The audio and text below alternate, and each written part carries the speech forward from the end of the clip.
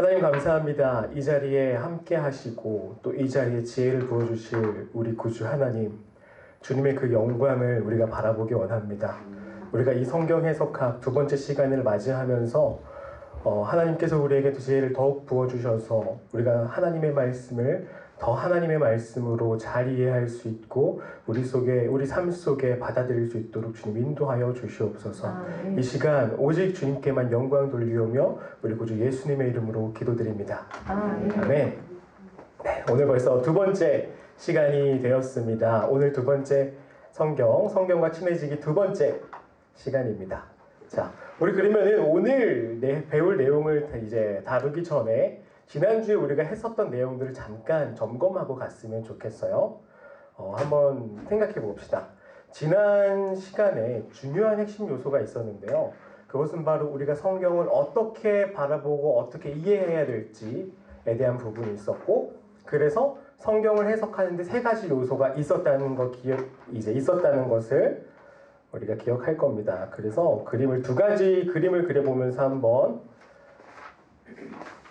기억해 볼게요. 첫 번째 그림이에요.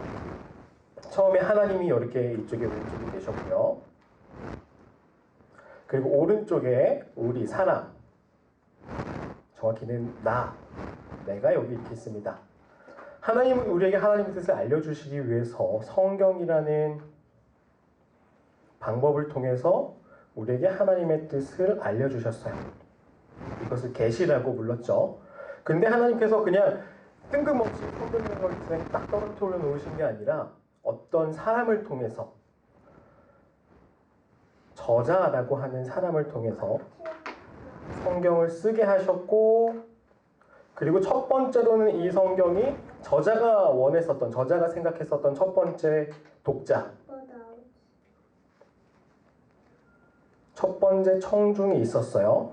그리고 이 성경은 저자가 독자한테 쓴 거지만 하나님께서 영감하셔서 쓰신 것이기 때문에 이 성경은 수천 년이 지난 우리에게도 하나님의 뜻으로 우리에게 알려주신다고 하셨죠.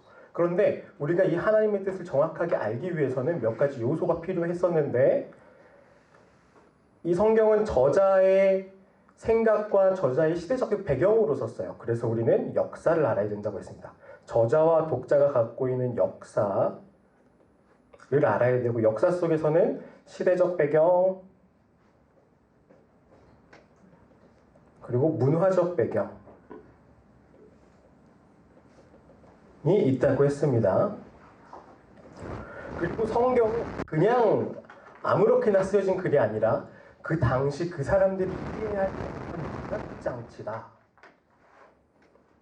문학적인 요소로 쓰여졌다고 했습니다. 그래서 성경은 바로 역사, 시대 배경과 문화 배경을 알아야 되고, 저자와 독자의 시대 배경과 문화 배경을 알아야 되고, 그리고 성경이 쓰인 방식, 문학적인 방식을 알아야 된다고 했어요. 기억나시죠? 네. 그래서 우리는 이제 성경을 해석할 때 세 가지 방법으로 세 가지 요소를 그릴 수 있는데, 이렇게 가운데 삼각형이 있고 성경입니다.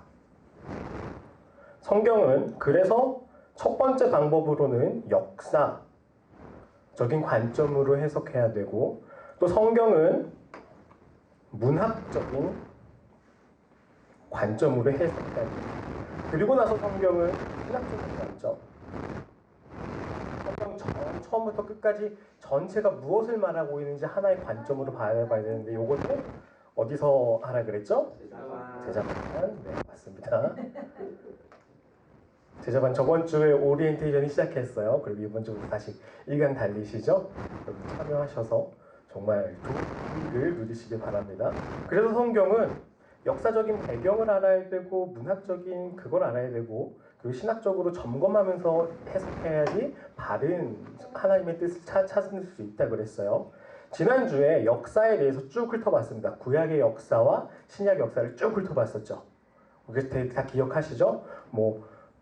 족장시대가 있었고, 사사시대가 있었고, 그리고 왕국시대, 분열왕국시대, 그리고 완전히 멸망해서 다 포로로 잡혀간 시대들이 있었고, 그리고 성경에 기록되지 않은 중간기 이 중간기에는 여러 나라들이 바뀌면서 막 시대적인 장치들이 막 바뀌었어요. 그리고 나서 약 지금으로부터 2000년 전 예수님 탄생하실 때는 이스라엘 나라는 로마의 지배를 당하고, 그리고 유대인 안에서도 서로 터널들이 나뉘어서 서로 힘싸움을 하고 있는 상황이었죠.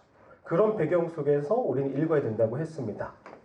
그래서 오늘은 이제 역사를 지나서 문학에 대해서 함께 이야기를 나눠보려고 합니다. 문학은요, 일단 기본적으로 단어와 구문에 대해서 이야기를 해야 될 것 같아요. 단어가 무엇을 뜻하는가? 그리고 단어가 무슨 뜻을 뜻하는가를 좀 알아야 될 것 같아요. 우리는 성경을 읽다 보면은 여러 가지 이제 우리말 성경을 읽다 보면은 이 성경이 사실은 약간의 좀 고어를 갖고 있잖아요. 옛날 말들을 갖고 있잖아요. 그래서 사실 잘 모르겠는 단어도 있어요. 그리고 너무 지금 우리랑 전혀 지구 정반대에 있는 사람들의 글들이다 보니까 사실은 우리가 사용하지만 이게 정확하게 의미하고 있지 않은 단어들을 쓸 때가 있거든요. 그리고 같은 동사를 사용하더라도 우리가 쓰는 방식이랑 이스라엘 사람들이 쓰는 방식이랑 조금 의미가 좀 다를 때가 있어요. 그래서 우리는 성경을 읽다 보면 이게 이 뜻이 맞나? 라고 헷갈릴 때가 있는 거예요. 그럼 그거를 좀 어떻게 좀 해결할 것인가? 어떻게 그 뜻을 찾을 것인가?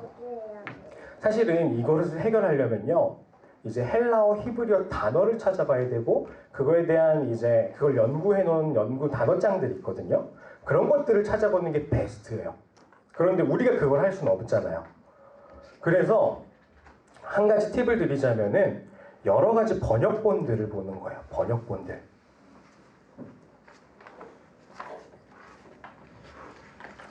여러 가지 번역본들을 비교해서 볼 때 우리는 몇 가지 단어, 한 가지 단어가 여러 가지 표현으로 됐다는 걸 발견할 수 있고, 그리고 그 여러 가지 표현 속에서 서로 공통된 점,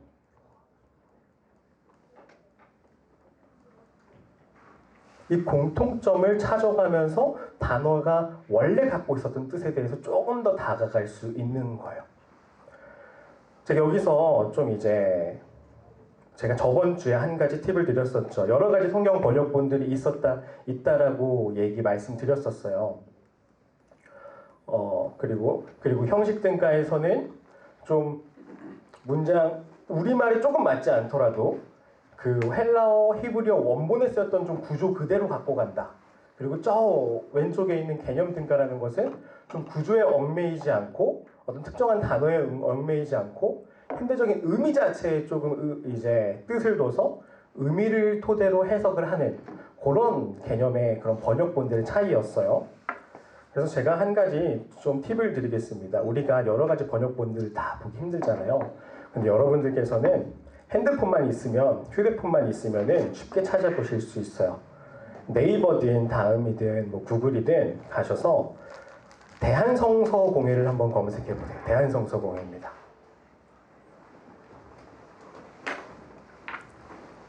대한성서공회를 가시면요, 여기 위에 탭 중에 성경 읽기가 있어요. 성경 읽기가 있는데 그 성경 읽기를 딱 누르면은 이제 들어가실 겁니다.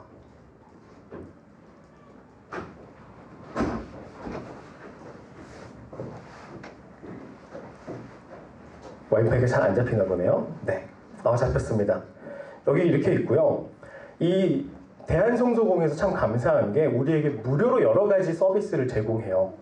그 중에 여기 성경 읽기 들어가시면은 여기 여러 대역대본, 이제 대조 역본들이 있죠.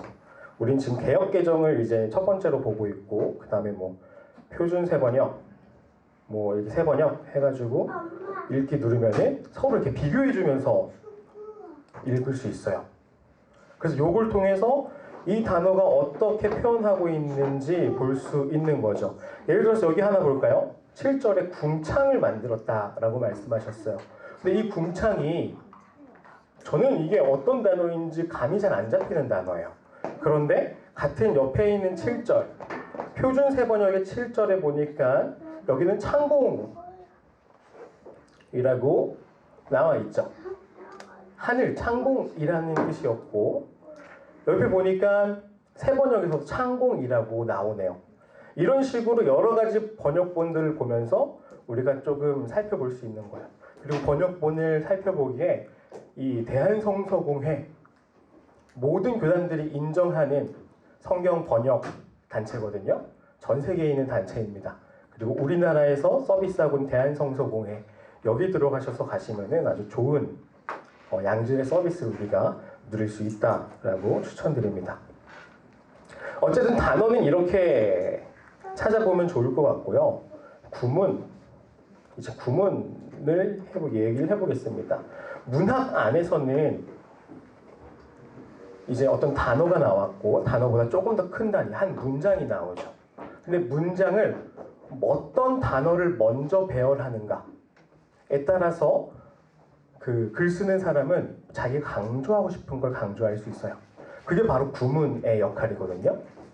근데 구문 역시 원래 성경에서부터 한국어 성경으로 번역되어 오면서 그 의미가 조금씩 훼손되었어요. 한국어 어순으로 바꾸다 보니까 원래 성경이 쓰여졌던 언어에서 강조하고 싶었던 그 이야기가 정확하지 않게 된 거예요. 그래서 요거는 우리가 진짜 알아보기가 쉽지 않아요. 그런데 여기서도 한 가지 좀 추천을 좀 드릴게요. 우리 개역개정도 참 좋은 번역이지만 다시 한번 대한성서공회 이제 홈페이지 들어가시면은 여기 왼쪽 창 중에 새 한글 성경 있죠. 요걸 한번 클릭해 보셔도 좋아요. 이 새 한글 성경이 이제 2010년대 후반부터 시작해가지고 우리나라에 있는 굵직굵직한 신학대학교의 저명한 교수님들이 다 달라붙어가지고 히브리어, 헬라어, 원어에서부터 우리가 한국어 성경으로 쉽게 번역해보자 라고 번역을 시작한 거예요. 그래서 그 번역본들이 신약 성경은 다 나왔고 구약 성경은 10편 정도가 나왔어요. 그래서 요 성경을 이렇게 쭉 보면은 성경이 훨씬 더 개역개정보다는 훨씬 더 쉬운 말로 쓰여 있고, 또 동시에 이 교수님들이 구문으로 연구하지 않을 수 없는 분들이거든요. 그래서 본인들이 구문을 연구하면서 이게 조금 더 성경이 말하고 있는 의미에 가깝다라고 말하는 방식으로 번역을 해놓은 거예요. 그래서 이 새 한글 성경 참고하시면서 같이 봐도 좋을 성경입니다. 이거는 대한성서공회 홈페이지 들어가셔서 함께 볼 수 있습니다. 그리고 이 새 한글 성경은 아직 이제 정식적으로 이렇게 출판되어 나온 책은 아직 아니에요. 아직 교정 중이고 몇 번 검토를 지금 하고 있는 단계라고 하시더라고요. 그래서 어쨌든 그래도 우리가 좀 이제 성경 구문에 대해서 조금 더 좀 의미를 좀 잘 알고 싶다 그러면은 이렇게 최신으로 많은 석학들이 연구하고 발표해 놓는 이런 번역본을 참고하는 게 좋다라고 우리는 얘기할 수 있을 것 같습니다. 그래서 단어와 구문은 좋은 번역본을 또 시기적절하게 비교해가면서 볼 때 우리는 단어와 이런 구문, 단어의 배열, 순서에 대해서 생각하면서 그 뜻을 조금 더 찾을 수 있을 것 같아요. 자, 이제 넘어가 보겠습니다. 이제 오늘 강의의 본론이에요. 문학장치 중에서 가장 중요하게 핵심적인 요소가 바로 장르입니다. 장르. 구약 성경 안에는 여러 가지 장르가 있어요. 먼저 쓰고 나서 한번 시작해 볼게요. 내러티브가 있고요.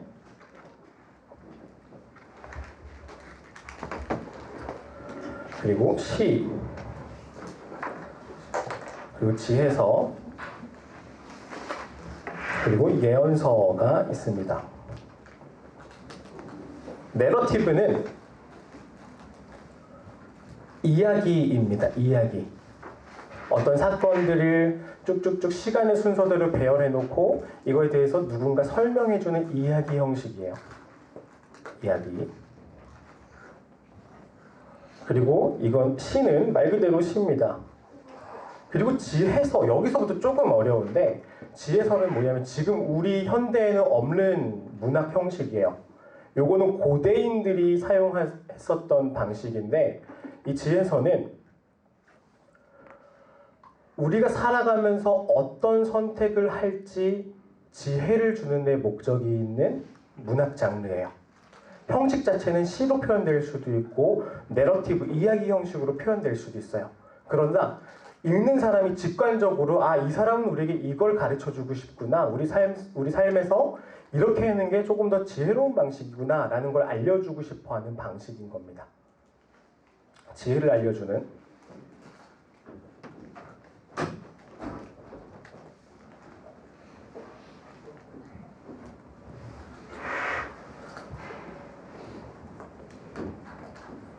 지혜를 알려주는 문학 장르입니다. 그리고 예언서가 있습니다. 예언서. 예언서는 하나님의 말씀을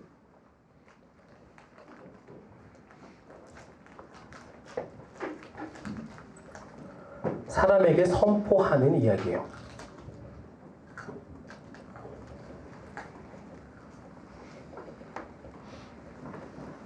구약 성경의 내러티브는 어떤 성경 책들이 있을까요? 열왕기상. 열왕기상 맞아요. 우리가 생각하고 있는 대부분, 우리가 알고 있는 대부분의 구약 성경들은 다 내러티브예요. 창세기, 출애굽기, 레위기, 민수기, 신명기, 여호수아, 사사기, 룻기, 사무엘상하, 열왕기상하, 역대상하, 느헤미야, 에스라, 에스더 다 내러티브예요. 다 이야기잖아요.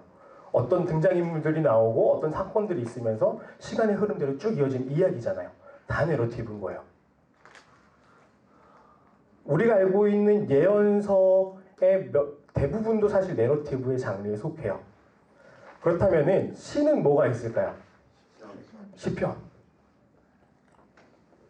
또 뭐가 있을까요? 네? 아가서도 맞죠? 뭐 잠언도 사실은 시의 형식이거든요. 요런 시들이 있습니다. 그리고 시편, 아가서, 잠언 요런 딱 특정한 책뿐만 아니라 내러티브 성경, 다른 성경 안에서 누군가가 하나님께 찬양하는 고백들, 이것도 역시 중간중간에 시의 형태로 껴있어요.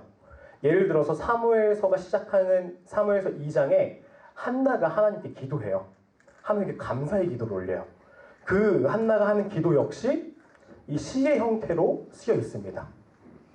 그리고 뭐 모세가 중간에, 모세가 이제 출애굽하고 나서 마지막에 하는 고백하는 그 기도 역시 마찬가지고, 다윗의 기도도 마찬가지고, 신약 성경에 뭐 여긴 구약이지만 신약 성경에 나오면 마리아가 하나님께 기도하는 뭐 고백도 마찬가지고 시의 형태로 쓰여 있습니다.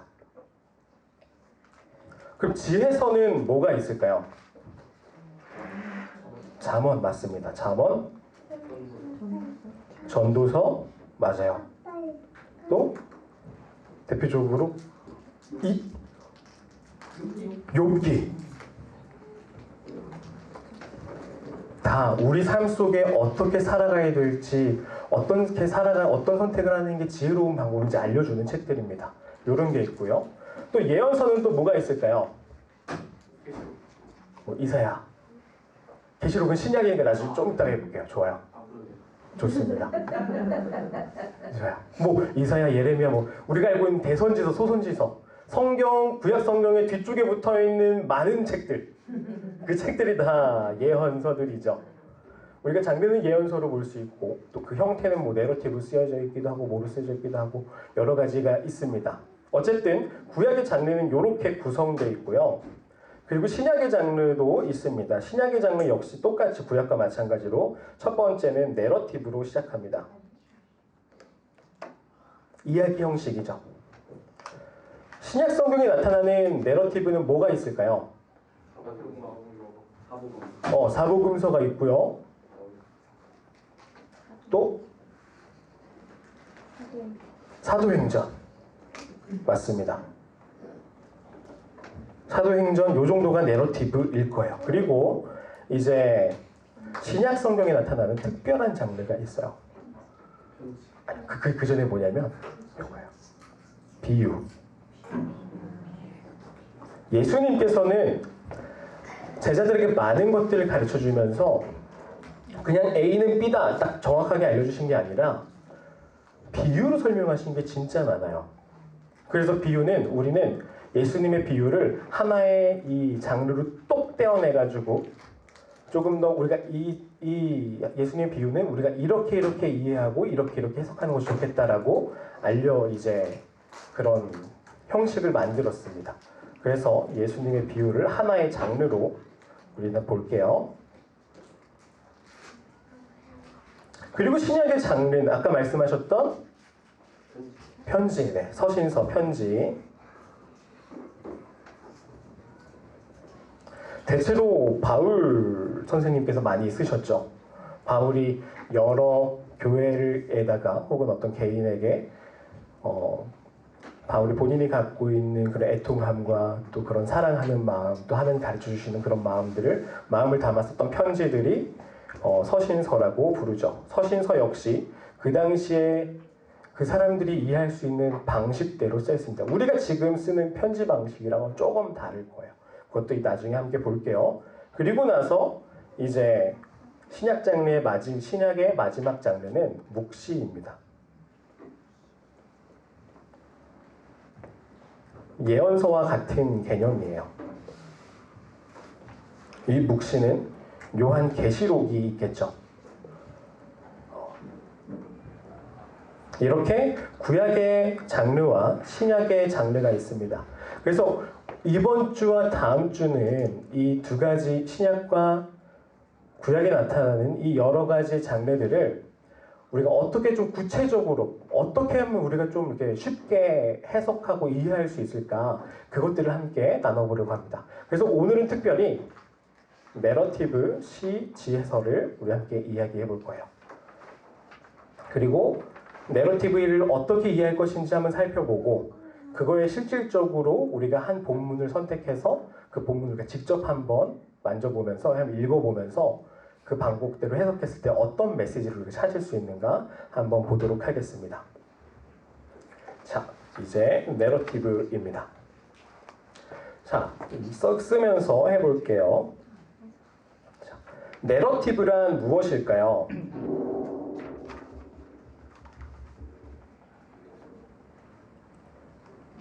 내러티브란 이야기입니다. 근데 그냥 이야기가 아니라 과거의 역사적 사건을 재진술하는 겁니다.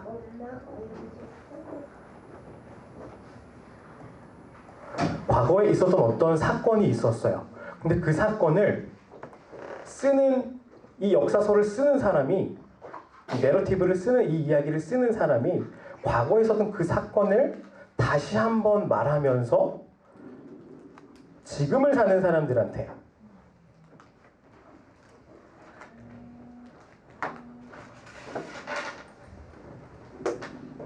의미와 방향을 제시해 주는 겁니다. 옛날에 있었던 이야기를 통해서 내가 지금 어떻게 살아야 될지, 이 글을 읽는 당신이 지금 어떻게 살아야 될지, 뭐 어떤 방향을 바라봐야 될지 가르쳐주고 하자는 목적이 있는 이야기인 거예요. 그냥 이야기는 내러티브가 아닌 거죠. 목적이 있는 거죠. 우리는 내러티브를 이렇게 정의할 수 있을 것 같아요. 근데 우리는 내러티브를 이제 생각을 할 때 가끔은 잘못되게 생각하는 경우가 있어요.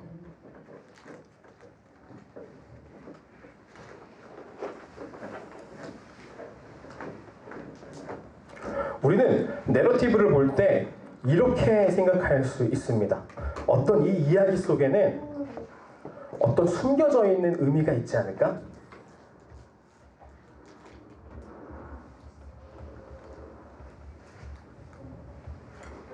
혹은 이 이야기 안에는 어떤 영적인 의미가 있지 않을까?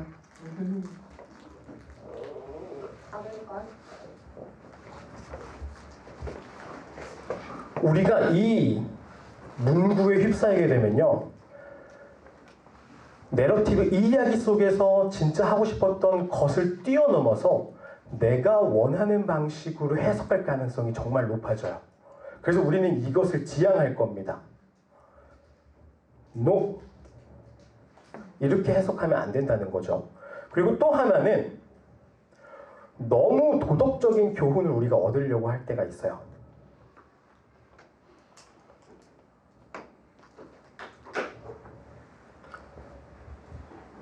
우리는 이것에 함몰되어서는 안 됩니다. 예를 들어서 우리가 오늘 묵상을 하는데 너무 대표적인 이야기예요. 다윗이 이제 밧세바를 이제 범하는 장면을 우리가 예를 들어서 묵상을 했어요. 아, 이걸 보니까 오늘 성경에서 말씀하고 계신 메시지는 누군가를 간음하지 말라는 거구나 라고 우리가 쉽게 결론 내서는 안 된다는 거죠. 그 의미가, 그 이야기가 하고 싶었던 진짜 이야기는 사실 그게 아니거든요. 단순히 도덕적으로 우리가 이 시대를 살아가면서 그냥 오늘 이 시대를 사는데 이상이 없을 정도의 도덕적인 의미로만 우리가 결론을 내리고 성경을 읽으면은 그거는 너무 수박 겉핥기식의 적용으로 끝내버릴 수 있다는 거죠. 그 본질적인 의미를 놓칠 수 있다는 겁니다. 그래서 그냥 도덕적인 교훈을 찾는 것 역시 우리는 지양해야 합니다. 그러면은 내러티브는 좀 구체적으로 어떤 방향을 바라봐야 되는가? 이게 이야기라 그랬잖아요. 그리고 이 이야기는 조그만 이야기들이 구성되어 있지만 사실 묶어보면은 성경 전체가 하나의 큰 이야기예요. 그래서 이 큰 관점, 이 큰 이야기의 관점을 이해했으면 좋겠어요. 그게 뭐냐면 첫 번째는 하나님께서 우주를 혹은 이 세상을 구원하시는 이야기.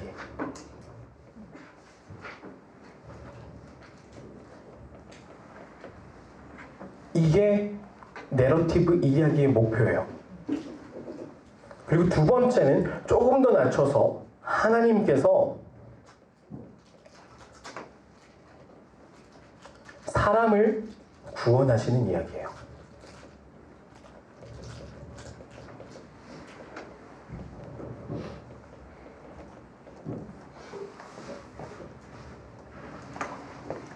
우리는 이 큰 주제를 기억해야 됩니다. 그리고 성경에 나타난 이 내러티브, 이 이야기의 목표들은 이 큰 주제에서 크게 벗어나지 않아요.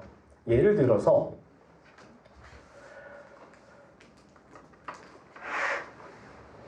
약간 가늠한 이야기를 하니까 또 이제 유다의 사건이 생각이 났어요. 유다가 저번 주에도 잠깐 언급했었던 것 같은데 유다가 이제 자신의 아들 중에 한 명이 죽음으로써 며느리의 이제가 씨를 이제 이어야 되는 이제 이야기가 나오잖아요. 그래서 며느리가 이제 그 창녀인 것처럼 꾸며가지고 시아버지와 동침을 하게 되고 이런 이야기들이 있어요. 그런데 단순히 이 이야기는 도덕적 교훈으로 뭐 어떤 뭐 창기를 만나면 안 된다 뭐 그런 정도의 수준이 아니라 그 속에서 하나님은 하나님의 구원자를 유다의 집안 속에서 끝까지 이어서 포기하지 않고 유다의 집안 속에서 메시아를 낼 것이다 라는 큰 의미를 갖게 되는 거예요. 우리는 그 관점 속에서 그 작은 내러티브 사건을 이해해야 되는 겁니다. 이런 식으로 우리는 내러티브를 좀 이해를 해야 될 거예요. 자, 이제 조금 더 구체적으로 한번 나아가 보겠습니다. 자, 내러티브에 대해서 이 얘기를 잠깐 했고, 그럼 내러티브는 무엇으로 구성되어 있는가?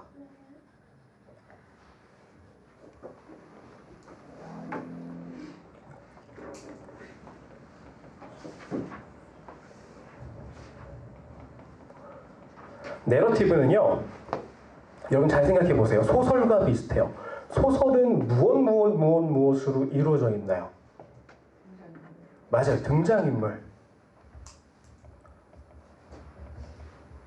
등장인물이 있죠. 또 뭐가 있죠? 배경. 사건. 맞습니다. 사건. 배경. 좋아요. 배경.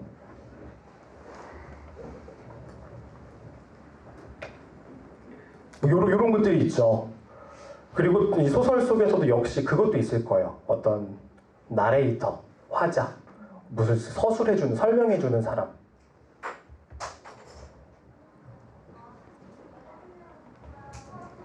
뭔가 이렇게 설명해주는 사람. 이렇게 있을 거예요. 성경의 내러티브 역시 마찬가지입니다. 성경의 내러티브의 구성 역시 이렇게 이어지고 있어요. 자, 처음에 서술자예요. 서술자는요, 어떤 이야기에서 뭐가 어떻게 이 사람이 나쁜지 혹은 이 사람이 좋은지, 이 사건이 잘한 사건인지 못한 사건인지 평가를 해주는 사람입니다. 그래서 우리는 이 서술자의 평가를 잘 들어봐야 돼요. 이 서술자의 평가를 잘 눈여겨서 봐야 돼요. 그리고 등장인물이 나오죠. 그리고 등장인물은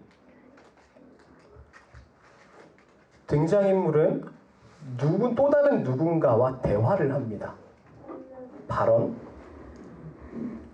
그리고 대화. 우리는 이 대화 역시 잘 지켜봐야 돼요.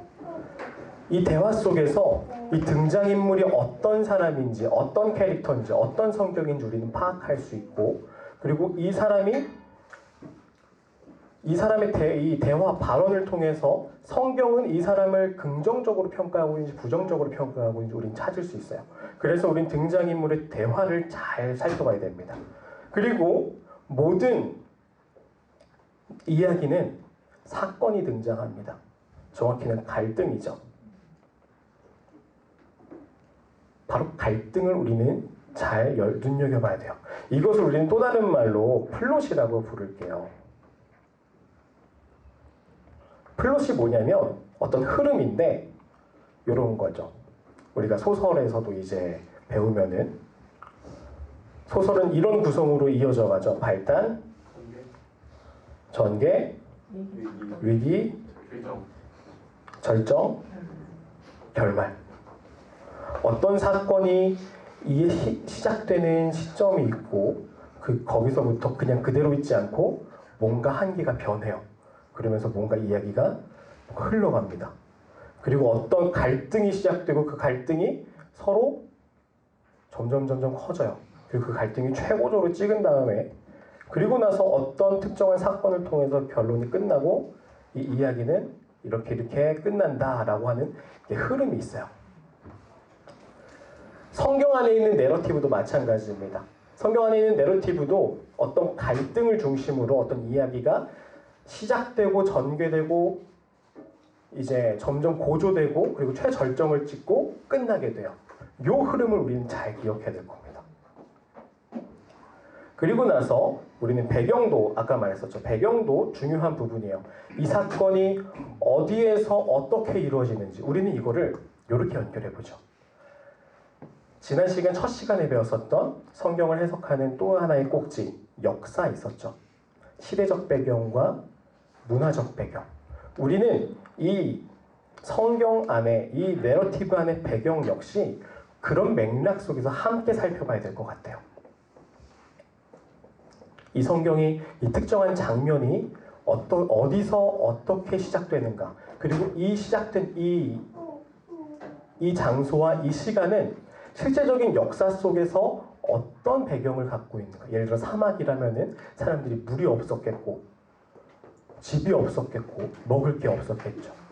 근데 이 배경이 뭐 바다라면은 물고기를 잡을 수 있고 때로는 바람이 불면 폭풍이 치는 그런 배경 속에서 우리는 생각을 해야 되는 거예요.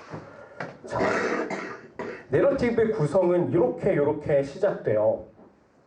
그래서 우린 여기서 성경을 정확하게 좀 이렇게 핵심적으로 살펴보기 위해서 다시 한번 좀 강조를 해볼게요. 서술자가 뭐라고 평가하는지 우리는 잘 생각해야 돼요. 그리고 등장인물들이 서로 무슨 대화를 하는지 잘 살펴봐야 돼요. 그래서 그 등장인물의 성격에 대해서 성경은 그걸 뭐라고 표현하는지 잘 생각해야 되고요. 그리고 갈등이 어떻게 시작돼서 어떻게 끝나는가를 잘 살펴봐야 됩니다. 그리고 이거에 대한 배경을 살펴봐야 돼요. 근데 그러면서 우리는 좀 이것도 이제 이 네 가지를 생각하면서 어떻게 성경은 내러티브는 무슨 주제를 말하고 싶은가, 그 주제를 강조하기 위해서 어떻게 얘기하는가 한번 살펴볼게요. 그거는 바로 반복과 인클루지오예요. 우리는 지금 우리 역시 대화하면서 혹은 누군가와 이야기하고 뭔가를 이야기를 하면서 내가 진짜 하고 싶은 말은 몇 번이고 반복합니다. 제가 이 강의를 하면서 이제 장르에 대한 이야기 혹은 역사에 대한 이야기는 몇 번이고 반복할 거예요. 반복했어요. 그리고 앞으로도 계속 반복할 거예요. 왜? 중요하니까. 내러티브 안에서도 마찬가지예요.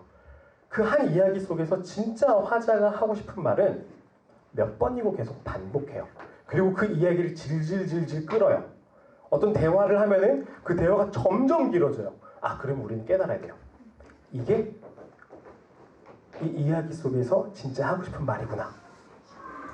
어떤 서술자가 어떤 갈등이나 등장인물에 대해서 길게 구구절절히 설명해요. 그게 중요한 거다. 그리고 어떤 등장인물이 나오는데 그 등장인물이 하는 대화가 길어요. 그럼 이게 뭐다? 중요한 이야기다.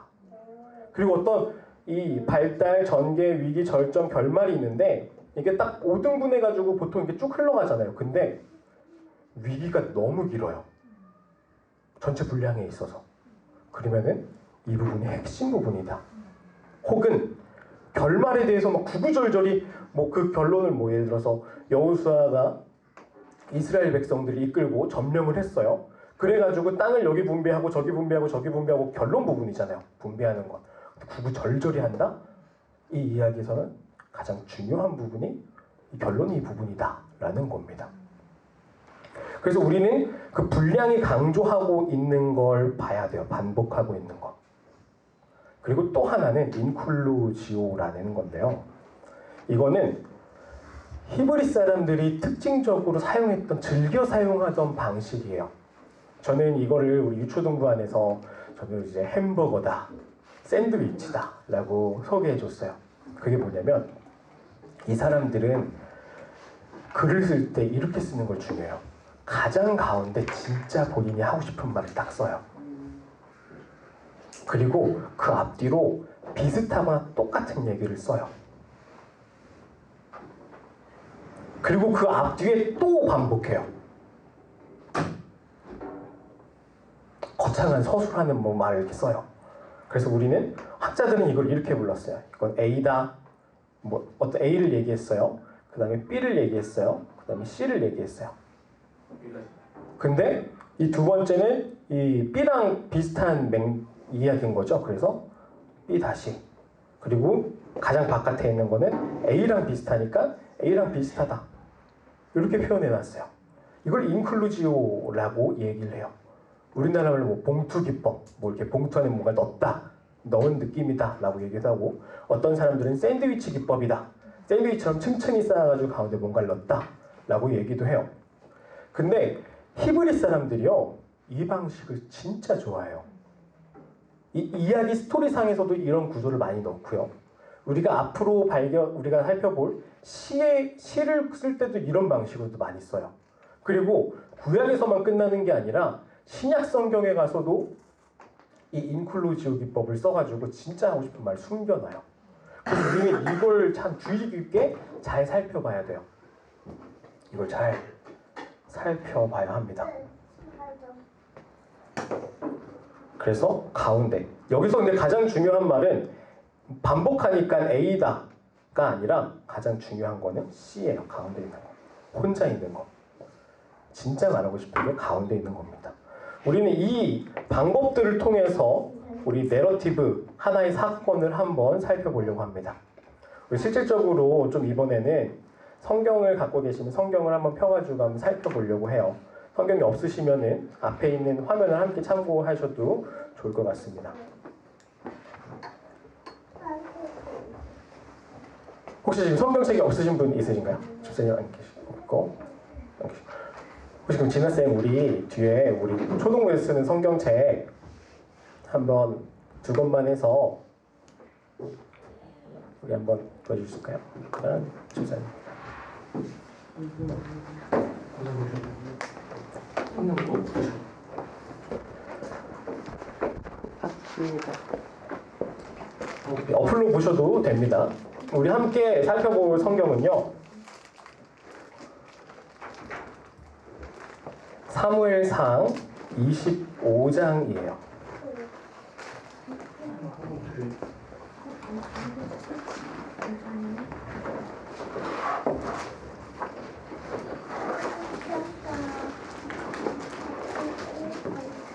사무엘상 25장입니다.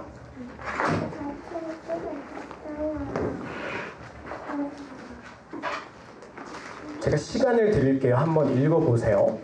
사무엘상 25장을 쭉 읽어보세요. 그리고 읽어보세요. 근데 읽으시면서 우리 여러분들 생각하셔야 될 게, 일단 역사적인 배경을 생각해야 됩니다.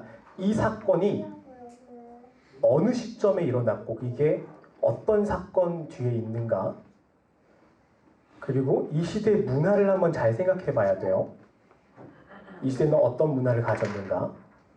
요걸 설명해 드리면은, 이제 사무엘상 25장 1절에 보면은 딱 여기 딱 나오죠. 사무엘이 죽음에. 사무엘이 나타난 때는 아직 왕이 완전히 세워지지 않았던 시절이에요. 사무엘이 죽을 때쯤 됐으면은 사울이라는 왕을 세웠는데 사울이라는 왕이 제 기능을 잘 못할 때쯤이죠.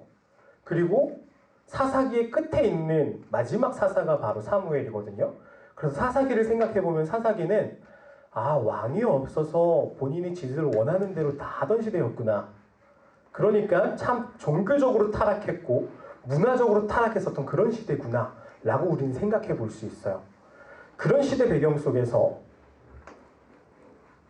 이 오늘의 본문의 이야기를 쭉 살펴보는 겁니다.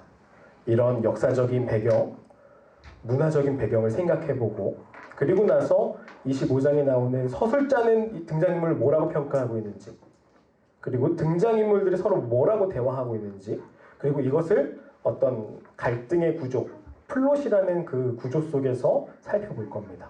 그것을 잘 살펴봐서 오늘 본문이 진짜 하고 싶은 이야기가 뭔지 한번 생각해 봤으면 좋겠어요.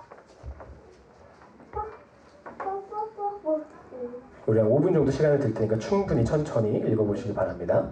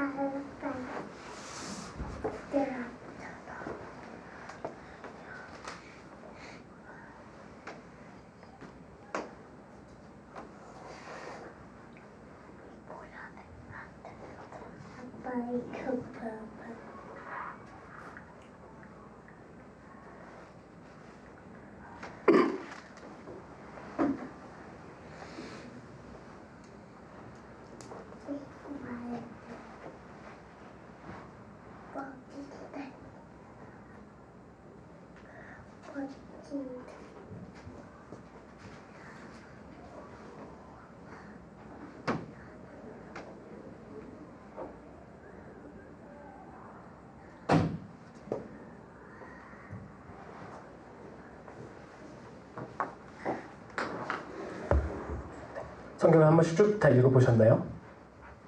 아직 한 번 쭉 다 못 읽어보셨나요?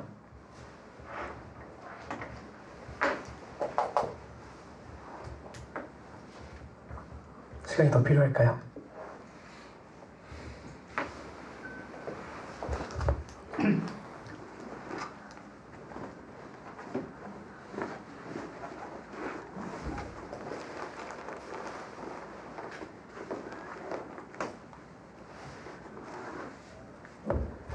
조금 편한 마음으로 그냥 쭉 읽어보셔도 좋을 것 같아요. 같이 한번 찾아보려고 하니까요.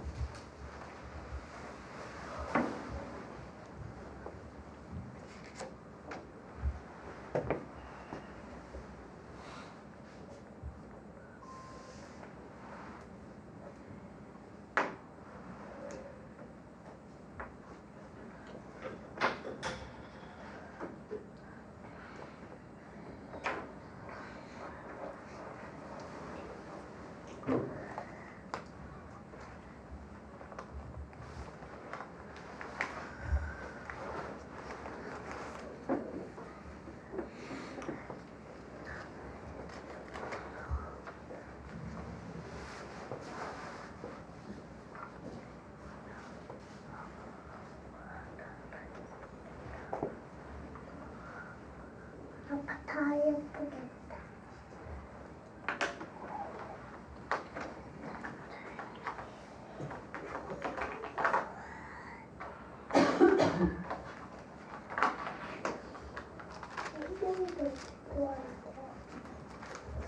우리 한번 다시 앞에 보시고 우리 하나씩 하나씩 같이 한번 찾아보겠습니다. 일단 오늘 성경 본문 25장 전체를 삼았어요. 이 전체를 삼으면서 지금 이 딱 읽은 이 시점에서 여러분들이 생각하시기에 이 25장이 하고 싶은 말은 무엇일까요? 25장을 통해 성경이 하고 싶은 말, 저자가 하고 싶었던 말, 그리고 더 넓게 나아가서는 하나님께서 지금 우리에게 하고 싶은 말은 무엇일까요? 우리 하나의 좀 정도 이렇게 결론을 한번 내려보고 한번 진행을 해볼게요. 미련하게 살지 말자. 좋아요. 또 뭐가 있을까요?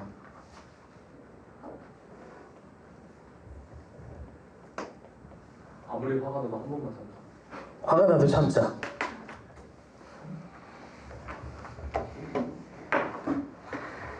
동의하시나요? 오케이, 좋습니다. 그리고 사실 요 본문은 사실 분량이 기니까 한 번 이렇게 짧은 시간에 읽어서 딱 그 메시지를 딱 찾기가 진짜 쉽지 않죠. 맞습니다. 제가 사실 불가능한 걸 요구했습니다. 우리 함께 그럼 찾아보겠습니다. 일단 몇 가지 분석을 해볼게요. 우리 이제 역사적인 장치들, 시대적 배경과 그런 문화적인 배경들을 살펴볼 텐데, 그러려면 저자를 알아야겠죠. 저자. 사무엘서의 저자는 사실 알 수 없어요. 우리는 몰라요. 이거는 여러분들이 갖고 계신 성경책, 성경이 딱 시작하는 부분 있잖아요. 이게 사무엘서니까 사무엘상이 시작하는 부분. 거기 보면은 웬만한 성경책들은 이렇게 작은 네모 박스 같은 거 하나 두고 거기에 저자 혹은 배경 뭐 그런 걸 써놔요. 연대 이런 걸 써놔요. 그걸 보시면은 알 수 있는 자료들이에요. 저자는 우리는 알 수 없고요. 그럼 독자는 누굴까요?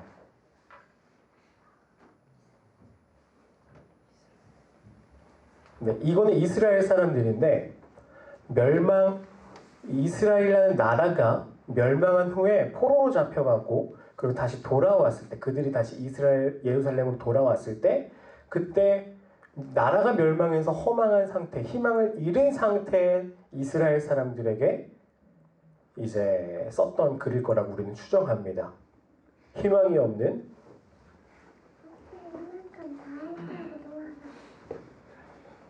이스라엘. 포로기 이후죠. 요렇게 일단 하나 찍고 가고요. 그럼 이제 본문의 관점에서 하나씩 볼게요. 시점이 언제였죠? 네, 사무엘이 죽은 후.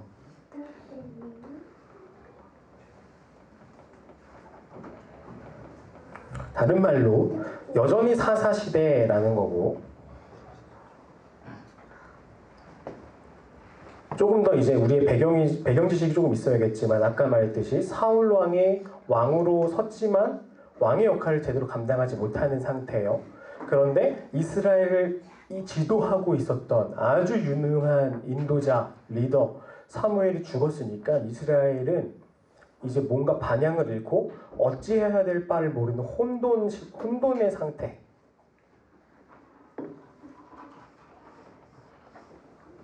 우리는 이렇게 생각해 볼 수 있겠죠. 자, 이제 이어서 계속 진행해 보겠습니다. 오늘 나왔던 등장인물은 누가 있죠? 네, 다윗,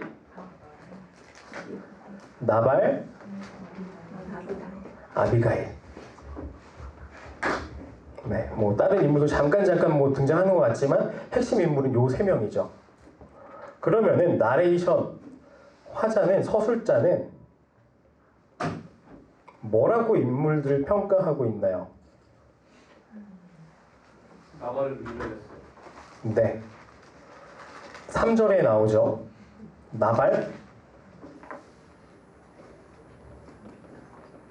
나발은 완고하고 악하고 그리고 갈렙 족속이라고 얘기했죠. 이게 단어 연구를 하면 조금 알 수 있는 팁인데, 알 수 있는 건데, 갈렙이라는 단어가 있잖아요. 이 갈렙이라는 단어가 우리가 알고 있는 여호수아의 갈렙이라는 인물이 있었죠. 이 산지를 내게 주소서 했던 인물이 갈렙인데, 이 갈렙은 사실 히브리어 말로 개라는 뜻이에요. 개. 강아지가 큰 개. 근데 이게 우리나라 말로 너 개 같다는 욕이잖아요. 히브리 사람들 마찬가지예요. 개라고 하는 거는 진짜 욕이에요. 특히 그 히브리 사람들은 개를 악한 동물 정도로 생각했어요. 그래서 개는 뭔가 되게 저급하고 비열하고 떨어진 걸 주워먹는 그런 상종하면 안 될 그런 동물이었습니다. 그런 배경이 있어요. 그래서 갈렙 족속이라고 하는 이 표현은 개 같다. 진짜 상종하지 못할 인물이다라는 완고한 표현이기도 한 거예요. 되게 독특하죠? 그래도 실제로 갈렙이라는 조금 여담인데 갈렙이라는 인물은 정통 히브리 사람 유대인이 아니라 출애굽할 때 원래 그 속에 있었던 민족 중에 한 명이 같이 딸려 나온 사람이라고 생각해요. 그래서 갈렙이라는 인물이 그런 인물이다. 그리고 이 나발은 그 갈렙의 후손인데 여기서 갈렙 족속이다라고 얘기하는 거는 조금 나쁘게 보고 있다라는 걸 알 수 있는 거죠. 서술자는 나발을 아주 나쁜 사람으로 보고 있습니다. 그리고 또 아비가일에 대해서도 평가하고 있죠. 네, 총명, 지혜롭고 아름다운.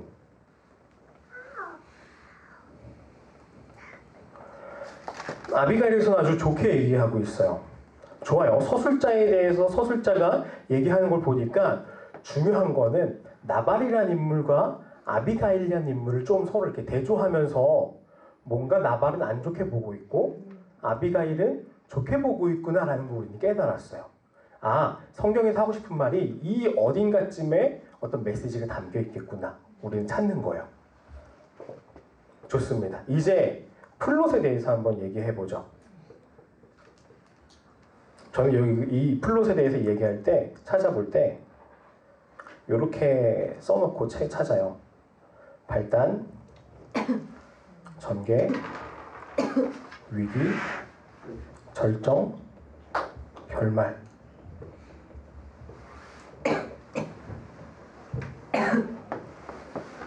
이 이야기, 25장의 이야기의 발단은 뭐가 있을까요?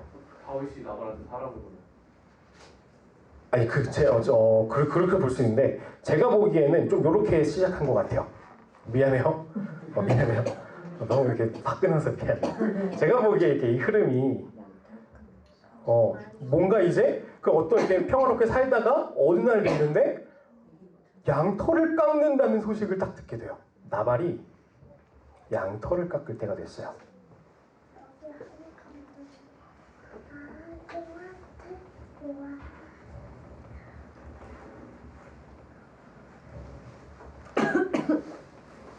이 당시 양털 깎는다는 것은 어떤 수학의 의미, 뭔가 추수의 의미, 그리고 뭔가 잔치를 여는 날이라는 느낌이거든요. 그래서 양털 깎는다는 것은 추수할 때가 됐다는 거예요. 뭔가 잔치가 있고 축하할 일이 있고 뭔가 이렇게 기쁜 파티가 있는 거죠. 이제 파티. 추석 느낌인 거. 네, 추석 느낌. 그런 느낌이 딱 됐어요. 근데 이제 전개가 됩니다. 어떤 시작이 됐고 이제 이 이야기의 흐름이 쭉 흘러가요. 양털을 깎게 된 걸 알게 된 다윗이 부하를 보내서 이제 요구를 했어요. 어떤 걸 요구하죠. 우리에게도 그 잔치에 참여하게 해달라. 왜냐면 내가 평소에 너희 지켜줬잖아. 외부 세력에 침략하는 것도 지켜줬고 외부 동물들이 짐승들이 그 양들을 잡아먹으려 하는 것도 내가 지켜줬잖아. 우리 부하들과. 이 당시에 바울의 부하는 100여 명이 같이 다니면서 사막을 또 도망쳐 다니면서 떠돌아다니면서 살았거든요. 근데 이렇게 어쨌든 보호해줬으니까 보호비 명목으로 나도 좀 같이 그 잔치에 참여하게 해줘 라고 요구한 겁니다. 그리고 이 요구는 그 당시 시대 배경에 봤을 때 합당한 배경이었어요. 누군가 이렇게 도와주면은 그 잔치에 함께 나눠주는 게 관례였대요. 그런 의미에서 다윗의 요구는 이제 할만한 법한 이야기예요. 근데 문제는 나발이 거절해요. 근데 그냥 거절한 것도 아니고 아주 매몰차게 거절해요. 난 네 같은 놈 누군지도 몰라. 네가 뭔데 나한테 달라 그래? 거절해요. 근데 나발이 몰랐을까요, 다윗을? 같은 동네에 살고 있는데? 당연히 알았겠죠. 그냥 명백히 그냥 나 주기 싫으니까 거절한 거예요. 아주 막 자기 그 다윗의 부하들 앞에서 망신을 주면서 이제 거절한 거죠. 이제 이 두 사람의 관계에 위기가 찾아오게 됩니다. 이제 다윗이 맞아요.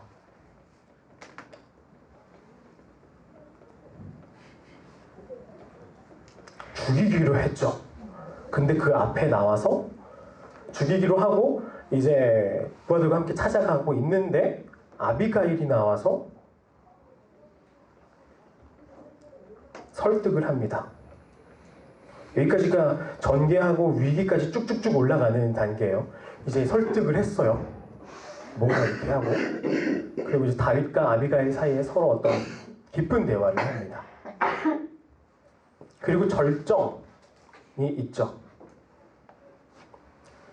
다윗이 아비가일의 말을 듣고 나발을 죽이지 않기로 해요. 근데 그 결과가 어떻게 되느냐? 나발이 요절해요.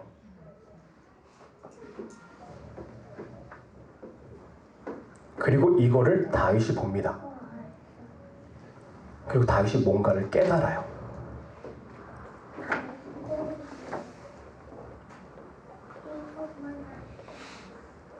그리고 나서 이 25장은 결론을 맺죠. 다윗이 아비가일을 아내로 맞아요.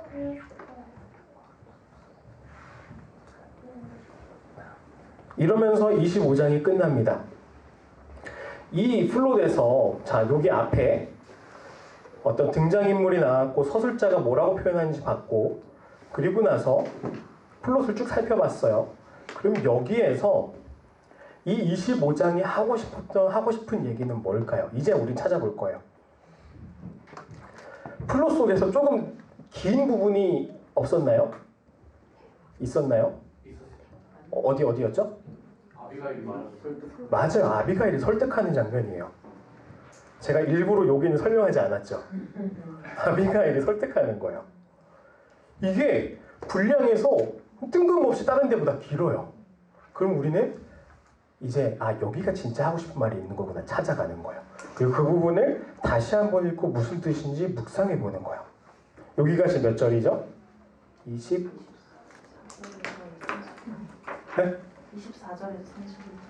31절. 24절에서 31절 엄청 기네요.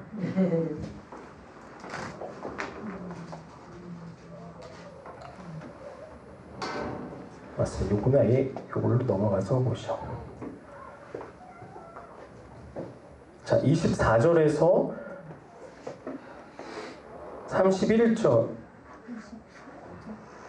몇 절이라고 몇 절에서 몇 절까지였죠?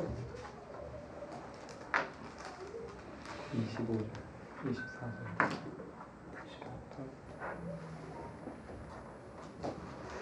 31절까지죠. 우리 요 24절에서 31절을 한 목소리로 한번 읽어봅시다. 잠깐만요. 글씨 크기가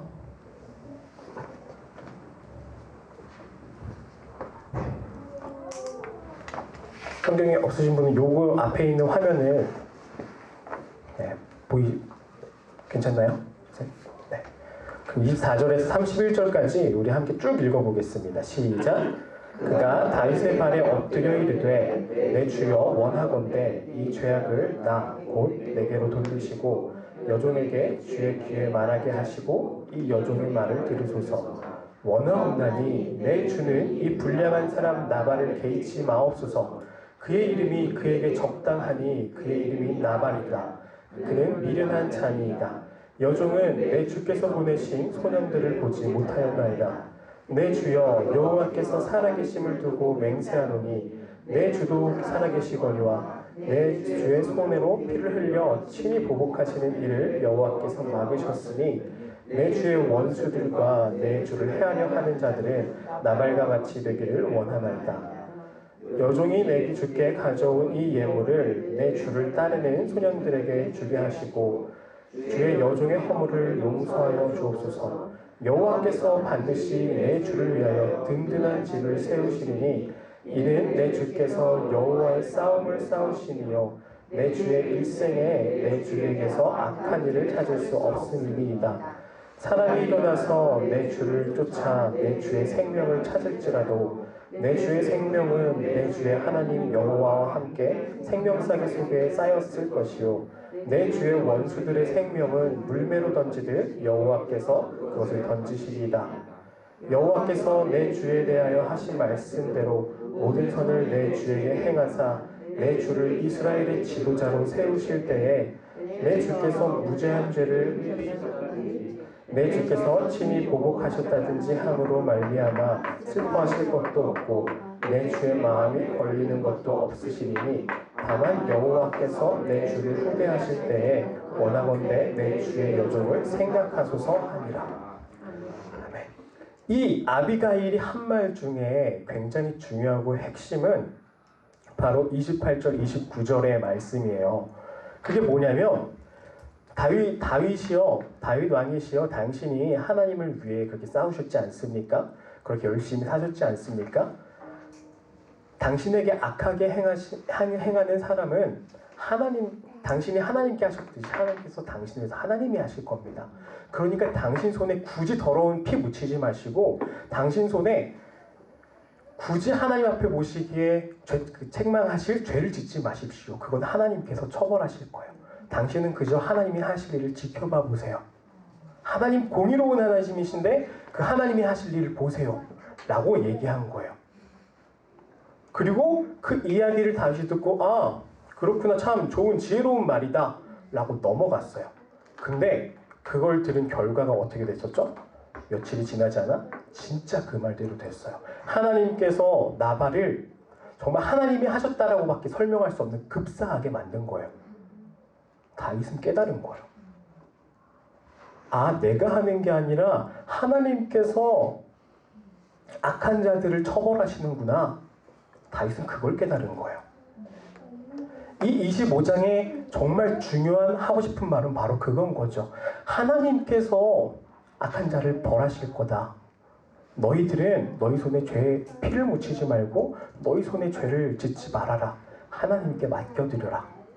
이게 25장에 진짜 하고 싶은 메시지인 거예요. 이게 더 그렇다고 할 수 있는 거를 우리 한번 찾아볼 거예요. 이거는 요 내용을 조금 더 뛰어넘어서 아까 봤었던 인클루지오 있었죠. 인클루지오, 샌드위치 기법. 같은 거를, 같은 맥락을 딱 두 개를 두고 그 가운데 진짜 하고 싶을 말을 딱 넣는 거. 이 방식이었죠. 우리 그렇다면 이 방식을 한번 딱 적용해가지고 이 성경에 빠르게 24장과 26장의 내용을 한번 살펴보세요. 어떤 내용이 있는지.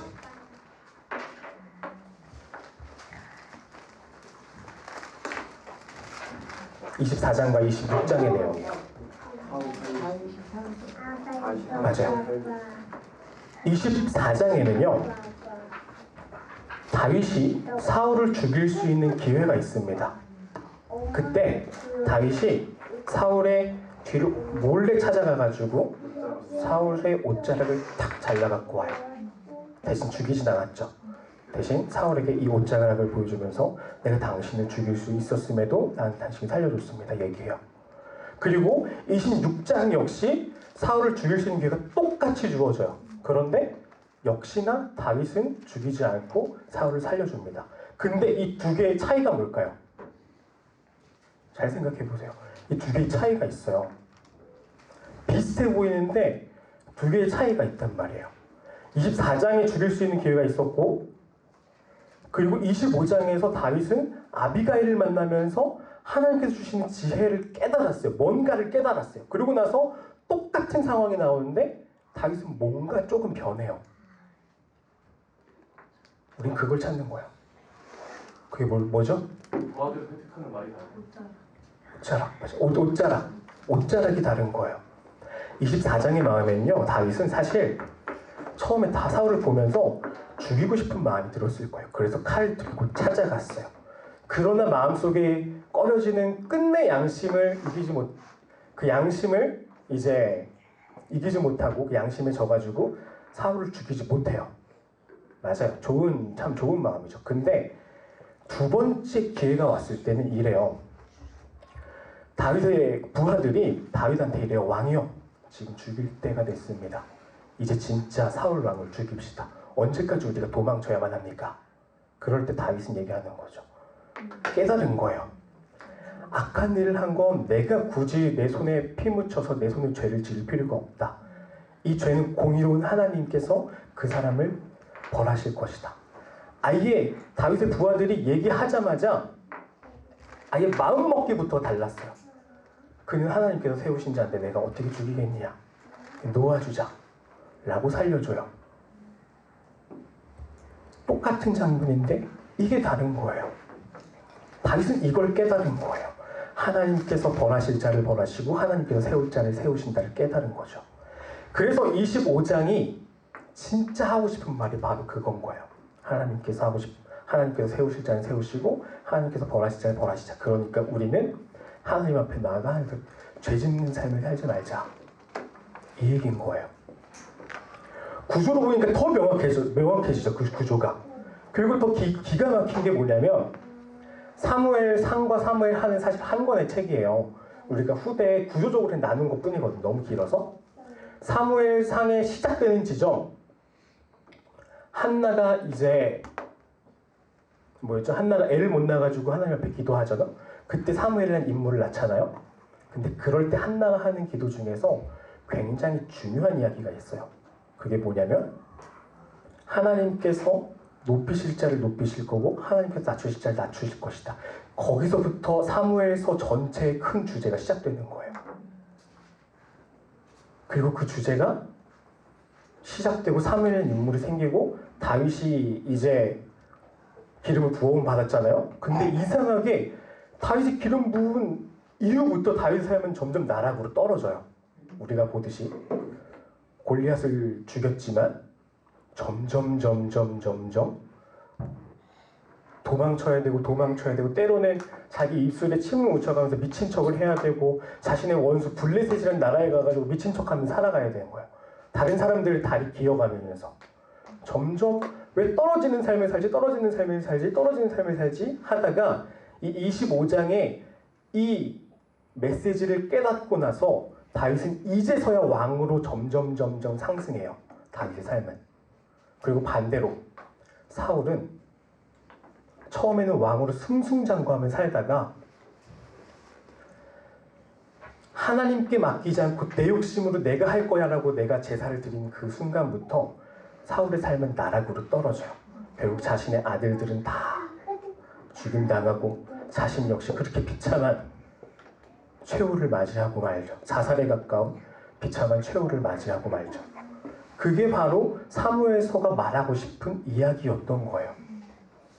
자, 어떻습니까 여러분? 내러티브의 이 방법들을 가지고 성경을 바라봤을 때 뭔가 성경이 하고 싶은 진짜 이야기를 좀 찾을 수 있지 않나요? 이게 바로 우리가 성경을 어떻게 해석해야 되는지 배워야 되는 이유인 거예요. 그리고 이 방법을 가지고 여러분 사무엘서 이 25장만 이야기를 했지만 이것뿐만 아니라 창세기, 출애굽기, 레위기, 민수기, 신명기 모든 내러티브를 잘 한번 적용해 보면서 한번 그 뜻을 한번 찾아보세요. 그렇게 찾을 때 여러분 역시 분명히 그 성경 속에서 진짜 하고 싶은 메시지를 하나님의 그 메시지를 발견할 수 있을 겁니다. 물론 그 안에서 조금씩 뭔가 없고 뭔가 조금 달라질 수는 있어요. 그러나 그 속에서 하나님을 진짜 찾아보시는 게 더 중요할 겁니다. 중요한 건 이거 하나 깨달은 게 아니에요. 이 방법을 가지고 여러분이 이제 본격적으로 내가 스스로 성경을 이제 끓여 먹을 수 있어야 되는 거예요. 이제 더 이상 죽만 먹는 어린 신앙이 아니라 진짜 성경을 내 스스로 이렇게 해먹을 수 있는 조금 더 성장하는 그런 성도님들 되시길 바라고 그런 믿음을 그런 방법들을 키워나가시길 바랍니다. 그럼 잠깐 조금 쉬었다가 이제 시편과 지혜서를 하고 오늘 제가 마치도록 하겠습니다. 여러분 지금 책상에 보시면 제가 파일을 하나씩 드렸어요. 옆에 요거는 시가서 개론적 이해라는 글인데 5페이지밖에 안 되는 되게 짧은 글이에요. 이게 제가 학부 때 이 시가서라는 과목을 배우면서 그때 교수님께서 가르쳐 주셨던 내용들을 그냥 짧게 이게 쓴 거거든요.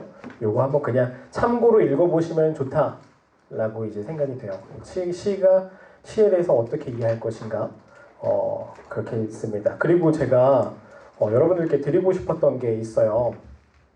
이게 뭐냐면요, 요런 파일이에요. 여기 D.A. 칼슨 여기 오른쪽에 보시면 D.A. 칼슨 성경신약 스터디 바이블 이렇게 써 있는 거 있잖아요. 이게 진짜 이만한 두꺼운 책이거든요. 성경이 있고 성경에 대해서 이렇게 여러 가지 이렇게 참고할 자료들이 있어요. 근데 그 성경책의 맨 앞장, 각 권마다 맨 앞장에 보면은 이 성경은 이런 구성으로 되어 있습니다 라고 요약해 준 게 있었어요. 근데 그걸 제가 이제 다 쳐가지고 이제 정리를 했거든요. 요거를 함께 공유하고 싶어요. 공유하고 싶었는데 제가 뽑아드리려고 보니까 문서 하나당 60페이지인 거예요. 그럼 저희 지금 14분 정도 아까 오신 거 13분, 14분 정도 오셨는데 이거를 60 그러면 벌써 한 1000페이지 A4 1000장 정도 써야겠다. 쉽지 않다 싶어가지고 요거는 제가 파일로 공유해 드릴게요. 공유해 드릴 수 있는 방법은 제가 조금 더 생각해 보고 공유를 해보도록 하겠습니다. 여러분들께서 조금만 이렇게 기다려 주시면은 공유할 테니까 요거 보시면은 이게 우리가 봤던 성경들이 어떻게 구성되어 있는지 쭉 나와 있거든요. 그래서 우리가 좀 전에 살펴본 뭐 사무엘상 25장 같은 경우에는 여기 여기 있네요. 나 밥이라고 써있네. 네. 어쨌든 이런 식으로 이렇게 구성되어 있다. 그래서 성경 전체 구조가 이렇게 돼 있고 그 속에서 어떤 이야기들이 있었는지 이렇게 볼 수 있는 거죠. 여기다 보시면은 이제 나발과 아비가일이 있고 그 위에 사울의 목숨을 살려준 다윗 그리고 또 다시 사울의 목숨을 살려준 다윗 나오죠. 이런 식으로 구조를 좀 쉽게 이렇게 이해하고 찾을 수 있는 거죠. 그래서 네, 어쨌든 이 파일이 여러분 필요하시면 제가 함께 공유하도록 할게요. 그리고 이거는 뭐 핸드폰으로 보셔도 되고 다른 장치들이 있으니 보셔도 되는데 그게 없으신 분들은 저에게 따로 말씀해 주시면 제가 뽑아 드릴게요. 그래서 필요하신 분들 있으면 말씀해 주시면 좋겠습니다. 네. 자, 이제 시작해 보도록 하겠습니다. 우리 이어서 함께 시작해 볼 두 번째 장르는 바로 시예요. 내러티브가 있었고 구약의 장르에 내러티브가 있었고 시가 있었죠. 그리고 시에는 우리 지혜서랑 함께 연결해서 살펴볼 거예요. 그리고 함께 살펴봤으면 좋겠습니다. 자, 시는요. 시는 항상 목적이 있습니다.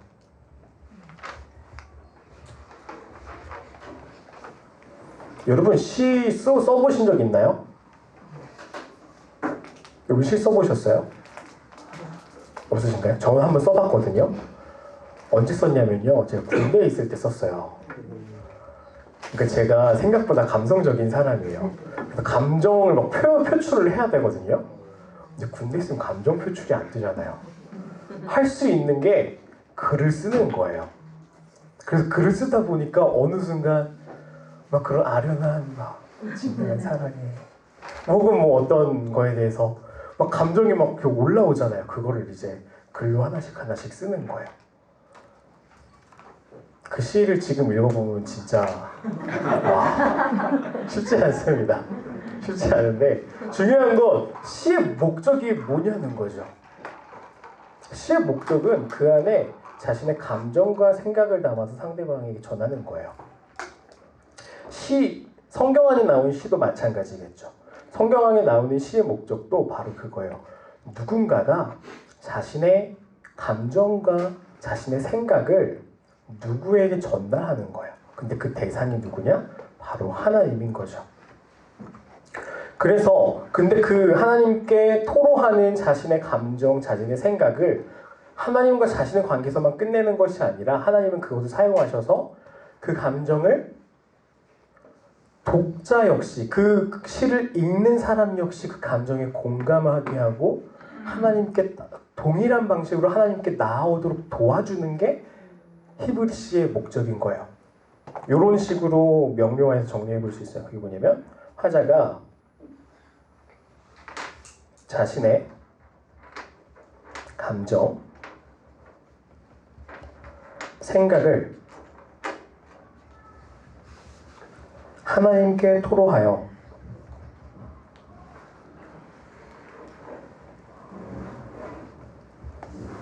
독자들에게도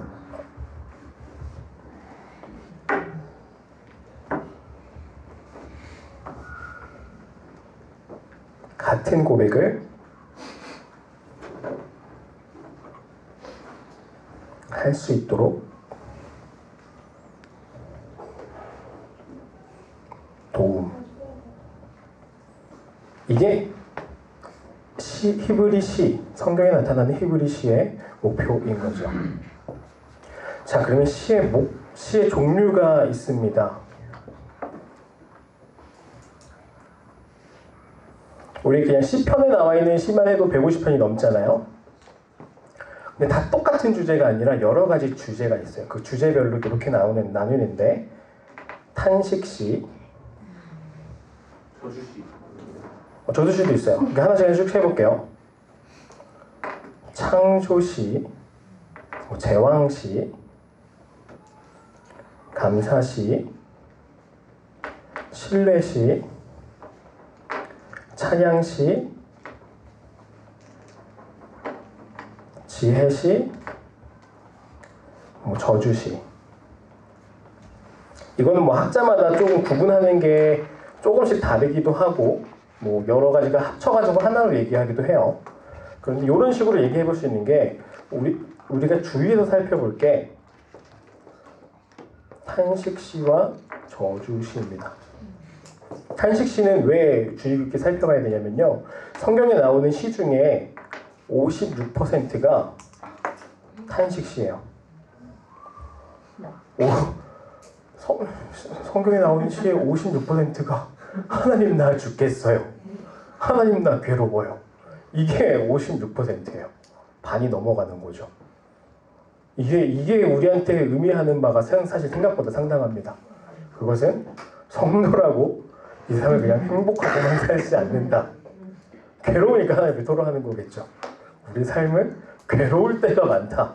그래서 이 시를 통해서 우리의 마음을 하나님께 아뢰는 것이 아뢰야 되기 때문에 탄식시가 이렇게 많은 겁니다. 그리고 또 하나는 독특한 게 저주시예요. 대표적으로 시편 109편이 있거든요. 시편 109편 한번 요걸로 한번 같이 볼까요? 진짜 이 저주의 내용은 기가 막힙니다. 이거 보세요. 7절부터 보시면은 그가 심판받을 때 죄인이 되어 나오게 하시며 그의 기도가 죄로 변하게 하시며 그냥 지옥에 떨어뜨려 달라는 거잖아요. 그 사람이 아무리 하나님 예수님 믿고 싶어도 믿지 못하게 해달라고 기도하는 거잖아요. 그가 하나님 앞에 나아가도 그거 자체가 하나님이 아니라 우상숭배에 달라고 해달라는 거잖아요. 기가 막히죠? 그리고 그의 연수를 짧게 하시며 젊은 날에 요절하게 해주세요. 그의 직분을 타인이 빼앗게 하시며 그가 직업을 잃게 해주세요. 그의 자녀는 고아가 되게 이거 쉽지 않죠? 그의 아내는 과부가 되며 그의 자녀들은 거지가 돼서 빌어먹고 살게 해주세요. 그 사람뿐만 아니라 그 사람의 자녀 또한 이렇게 막 신랄하게 저주해요. 이거 쉽지 않네요. 이거 뭐 그뿐만 아니라 그 자녀뿐만 아니라 그 자녀의 자손도 끊어지고 이런 저주가 이게 사실 개정 버전으로 조금 있어 보이는 말로 해서 이런 느낌이지 그냥 쉬운 버전으로 하면 얼마나 적나라한 욕입니까? 근데 성경에는 이런 시들이 있다는 거죠. 이게 또 우리에게 의미하는 바가 있어요. 근데 요거는 제가 그런 학자들이 이 시를 어떻게 이해하는지 이렇게 세 가지 정도 사람들은 얘기하는데 이렇게 얘기해요. 첫 번째로 뭐냐면 시편 기자가 너무 힘들어하니까 이 화자가 너무 힘들어해서 하나님 내 마음이 이렇습니다 라고 표현하는 거다. 자신의 감정에 하나님께 토로하는 고백이다 라고 우리가 보는 거예요. 그래서 이 저주들이 진짜 일어나지 않을 것이다. 그냥 감정적으로 동의 정도만 하는 정도에서 우리가 묵상을 하면 된다 라고 생각하는 사람들이 있고 어떤 사람들은 이거는 선지자적인 예언이다.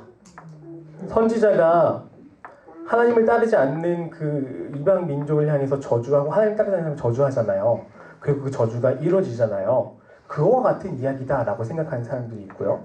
그리고 또 하나는 이 저주 받는 사람들이 어떤 사람들이냐면은 그냥 단순히 내가 그냥 개인적으로 싫은 사람들이 아니라 하나님께서 약속하셨던 언약을 맺을 때 그 언약을 지키지 않은 사람들이다. 당연히 언약 안 지키면 하나님 저주하시잖아요. 그 저주의 대상들이다 라고 생각하는 사람들이 있어요. 어떤 것을 선택하는지는 여러분들께서의 선택이지만 제가 생각했을 때는 첫 번째 방식 어떤 화자가 너무 마음이 괴로워서 그 괴로운 마음을 토로하는 하나님께 고백하는 나 좀 이렇게 나 힘드니까 좀 도와주세요. 내 마음 좀 알아주세요 라고 하는 부분이 있을 거고 그리고 나서 두 번째 선지자적인 예언으로서 하나님께서의 예언적인 그런 말씀 성취일 것이다. 그래서 이걸 직접적으로 우리한테 적용해서 나 역시 이렇게 저주해야지 라고 생각하면 안 된다. 그 정도로 이해하는 게 좋지 않을까 싶습니다. 어쨌든 중요한 건 시편을 이 내용을 보니까 시편의 구성을 보니까 우리가 성도가 된다고 해도 하나님을 믿는다고 해도 그냥 이렇게 마음 놓고 편하게 살지 않는다는 거예요. 중요한 건 뭐냐? 이런 상황들 속에서 이 시편의 기자들이 하나님을 봤던 것처럼 우리 역시 이 시를 통해서 하나님을 바라봐야 된다라는 게 우리가 짚어야 할 포인트, 중요한 지점입니다. 히브리 시에는요,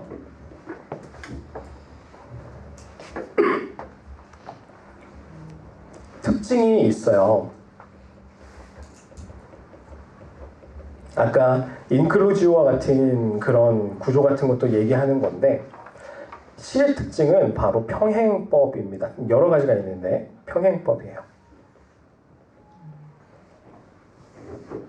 히브리 시는요, 이게 굉장히 중요해요. 이렇게 맨날 반복해요. 좌우로 대칭해가지고 맨날 반복해요. 무엇은 뭐 하나님은 영광스럽습니다. 하나님은 빛나십니다. 이 두 가지 비슷한 거를 양쪽에 놓고 계속해서 반복해서 얘기해요. 이게 평행법이거든요. 이거를 통해서 이 히브리 씨가 하고 싶은 말이 뭐냐면, 하나의 고백이 있잖아요. 나는 하나님을 이렇게 표현하고 싶어요. 근데 이거를 단순히 한마디로 끝내는 것이 아니라 이런 측면을 보여주고 또 비슷한 면으로 이런 측면을 또 보여주면서 조금 더 이 시를 읽는 사람이 조금 더 긍정적으로, 조금 더 그 효과적으로 그 화자가 고백하는 그 방식을 동감하고 동참할 수 있게 만들어주는 거예요. 그런 방식이기 때문에 평행법을 사용합니다. 그리고 히브리 시는 이게 계속 나와요. 그리고 이 특징은 구약에 나타나는 시뿐만 아니라 시작에 나타나는 시에도 똑같이 계속해서 반복해요. 근데 이 평행법을 생각할 때 무조건 똑같은 것만 놓는다고 생각하면 안 돼요. 그게 뭐냐면, 처음에는 앞에는 A를 놨다가 뒤에는 B 다시 A 다시를 놓는, 비슷한 걸 놓는 게 같은 비슷한 걸 통해서 강조하는 방법인데, 처음에는 앞에는 A를 놨다가 뒤에는 정반대의 B를 놓기도 해요. 이것은 뭐냐면 서로 다른 걸 보여주면서 앞에 걸 강조하고 싶은 거예요. 예를 들어서 착한 사람은 다른 사람을 도와줍니다. 또 착한 사람은 거짓말을 하지 않습니다. 착하다는 비슷한 개념을 반복한 거죠. 요거는 착하다는 거에 어떤 건지 가르쳐주고 싶은 거예요. 근데 착한 사람은 다른 사람을 잘 돕습니다. 그러나 나쁜 사람은 다른 사람의 물건을 뺐습니다. 이거 하면 착한 사람이랑 나쁜 사람이랑 서로 다른 걸 놓은 거잖아요. 그래서 이 두 가지에 서로 상반되는 걸 대조하면서 이 시적 화자는 앞에 걸 강조하고 싶은 거예요. 그래서 착한 사람은 이거다. 전형적으로 이제 시에서 나타나는 게 바로 그거예요. 시편 1편이었죠. 복 있는 자는 악인의 길을 쫓지 않고 모모하며. 근데 악인은, 교만한 자는 어디 이렇게 하고 이렇게 한다. 좋은 사람과 의인과 악인을 대조하면서 당신들은 의인이 되어야 된다 라고 얘기하는 거죠. 이런 식으로 평행법 구조가 이렇게 있습니다. 그래서 시편을 읽을 때는, 히브리 시를 읽을 때는 이렇게 반복하면서 얘기하고자 하는 게 무엇인지를 딱 캐치하는 게 시를 잘 이해할 수 있는 방법이에요. 그리고 시의 특징에서는 평행법이 있고 또 간결성이 있고, 시는 되게 함축적이고 짧죠. 이거는 현대시의 특징과도 마찬가지죠. 굉장히 짧게 함축적으로 단어 한 가지를 표현을 통해서, 혹은 한 장의 문장을 통해서, 한 줄의 문장을 통해서 뭔가 거대한 개념과 거대한 뜻을, 거대한 감정을 전달해 주죠. 그리고 때로는 간결성과는 반대로 구체적으로 표현하기도 합니다. 뭔가 전투를 하고 있으면은 뭔가 어떤 바퀴는 어디 이렇게 굴러가는 바퀴, 날카로운 창, 그런 식으로 표현하면서, 구체적으로 디테일하게 표현하면서 이것이 갖고 있는 의미를 더 되살려주는 거죠. 아까 말했던 전쟁에 같은 무기, 날카로운 창과 뚫리지 않는 투구와 이런 걸 하면은 뭔가 전투를 나가는 그 긴박함, 이걸 강조하고 싶은 거죠. 시는 이런 식으로 표현한다는 거예요. 그리고 중요한 건 시는 이미지를 갖습니다. 그리고 이 이미지는 굉장히 이제 중요해요. 여기다 별표를 체크해야 됩니다. 왜냐면은 우리가 시를 통해서 어떤 감정과 어떤 무언가를 이렇게 생각을 함께 공유하기 위해서는 이 시 속에 나타난 이미지를 우리는 이해할 수 있어야 돼요. 그래서 시 속에 표현하고 있는 그런 이미지를 우리 머릿속에서 상상해보고 그려보고 그거에 대해서 느꼈을 감정을 나도 함께 느끼는 게 굉장히 중요해요. 앞에 말했던 평행법이나 간결성 그리고 구체적인 구체성 이런 것들을 파악하는 이유가 바로 이 시 속에서 말하고자 하는 이미지를 찾기 위한 거예요. 자, 이제 조금 이렇게 정리를 해서 그렇다면 우리는 어떻게 시를 접근하고 어떤 방식으로 읽을 것인가 우리 한번 찾아볼게요. 가장 핵심적인 화두는 화자의 감정에 집중하라입니다. 시는 내러티브랑은 다르게 역사적인 배경과 문화적인 배경에 막 내러티브만큼 얽매여 있지 않아도 돼요. 왜냐하면 시는 그 자체로 문학적인 형식을 그런 비유적이고 함축적인 이미지를 갖기 때문에 전 세대를 통해서 여러 세대를 통해서 함께 공통적으로 이해되는 부분들이 있거든요. 그래서 역사적인 배경은 그렇게 중요하지 않아요. 이것은 중요하긴 한데 후순위로 조금 밀려나는 거예요. 그럼 진짜 집중해서 살펴볼 게 뭐냐? 첫 번째는 반복하며 설명하는 것을 찾는 거예요.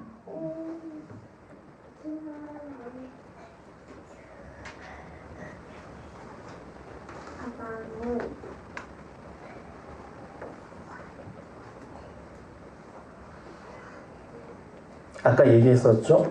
히브리시의 특징 중에 하나가 평행법이 있다고. 그리고 그 평행법은 한 가지 얘기를 하기 위해서 계속해서 반복하면서 무언가를 설명하는 거라고. 그러니까 시 속에서 시가 말하고자 하는 메시지를 찾을 때 가장 중요한 건 첫 번째는 반복하면서 설명하는 것이 무엇인지 찾는 거예요. 그리고 두 번째는 감정이 어떻게 바뀌는지.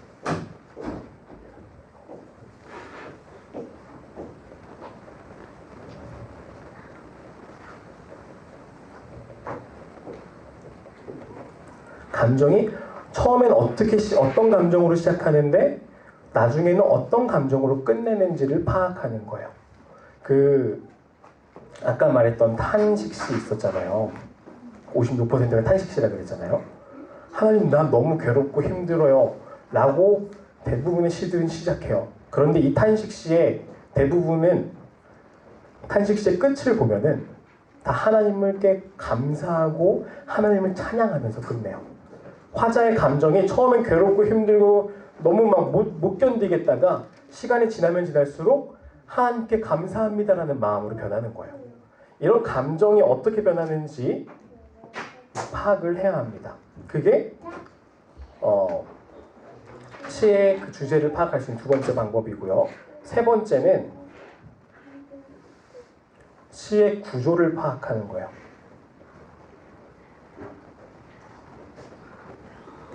아까 배웠던 구조가 있었죠? 뭐였었죠? 되게 중요하다고 했었던 모든 히브리 문학 모든 성경에 다 나타나는 그 구조. 인클루지오.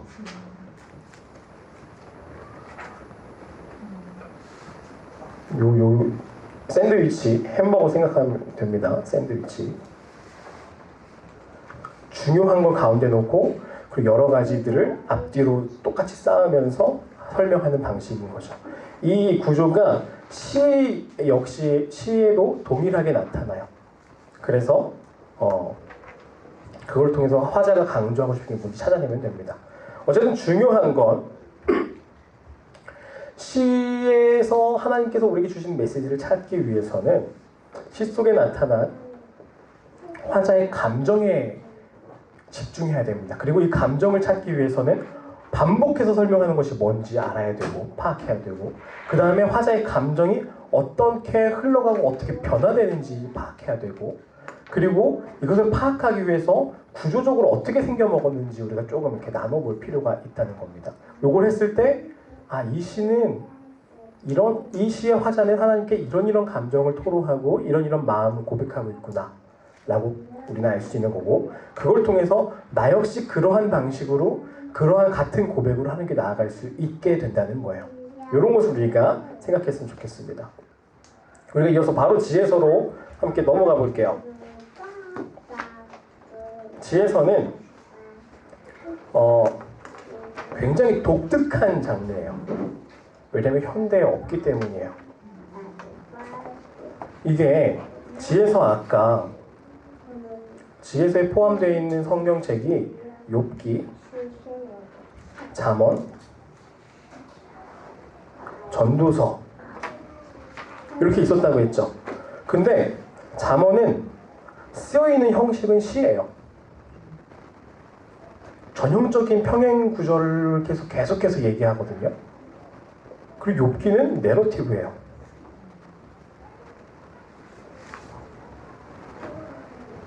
그럼 지혜서는 도대체 뭐냐? 물을 수 있죠. 바로 이렇게 정의할 수 있습니다. 지혜서는 독자가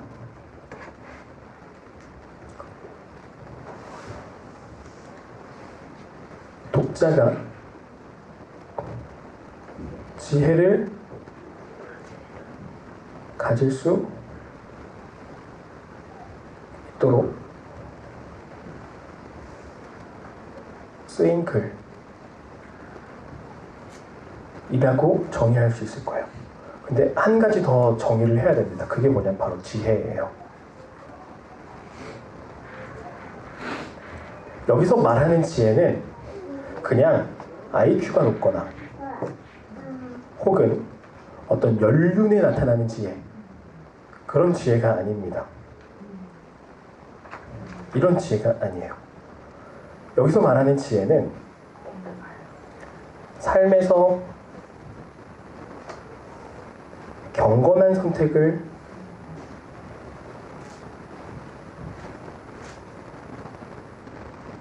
할 수 있는 능력,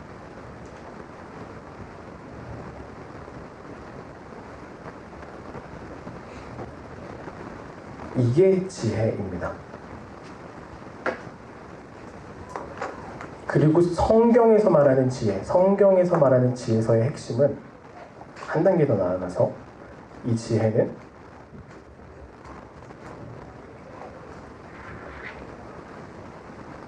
여호와를 경외하는 것이에요. 여호와로부터 오는 것.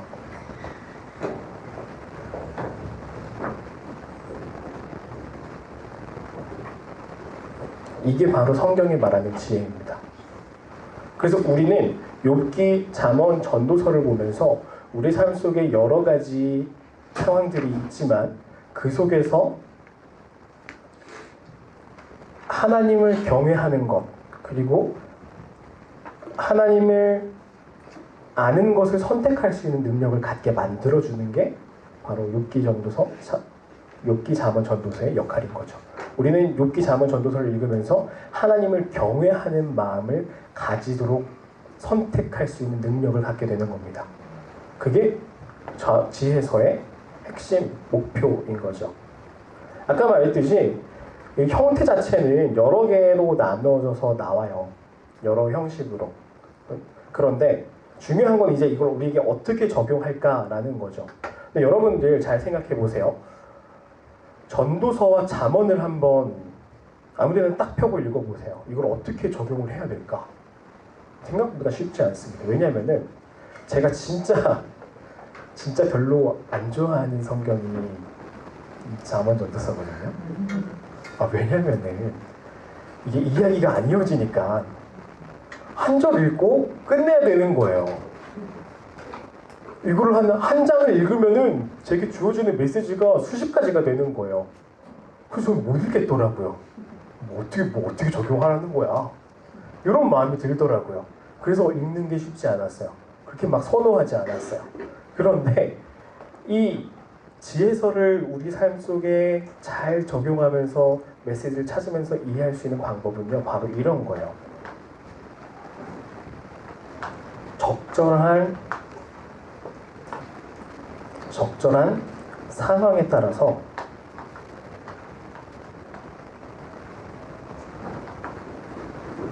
재해석하고 적용하는 겁니다.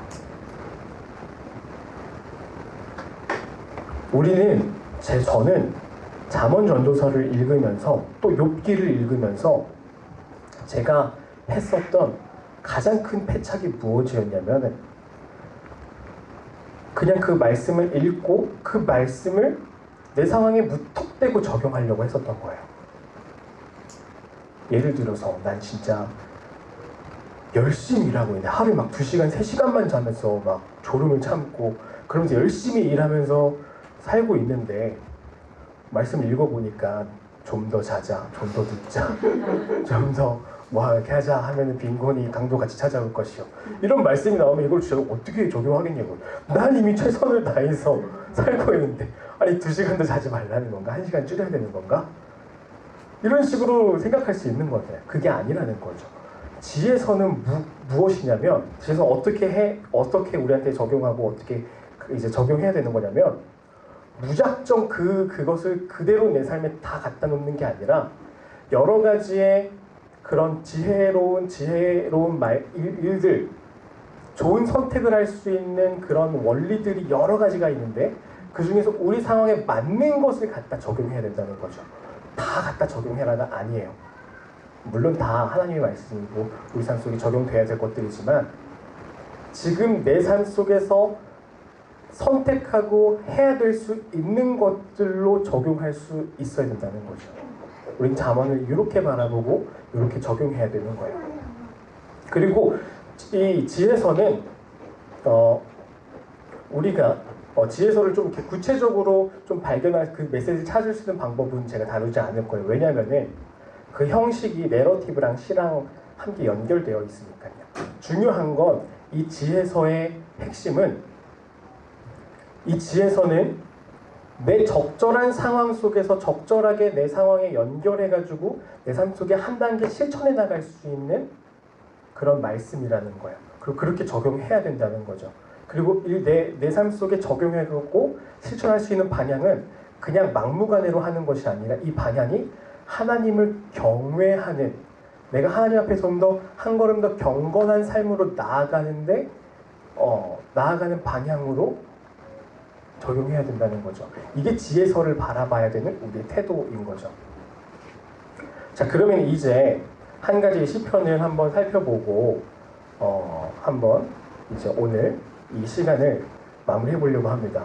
사실 원래 지금 이 시간에 다 끝내려고 했는데 실패했어요. 저에게 시간을 조금만 더 주시고 시편을 한 편 더 나눠보고 묵상했으면 좋겠습니다. 감사합니다. 시편은 여러분들께서 좋아하시는 시편이 있으신가요? 네, 추천을 받아서 그거를 제가 함께 적용을 한번 해볼게요. 함께 나눠볼게요. 시편 24편 한 편 나왔습니다.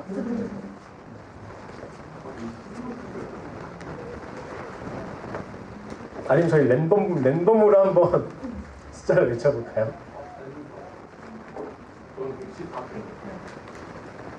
시편 잠깐만요.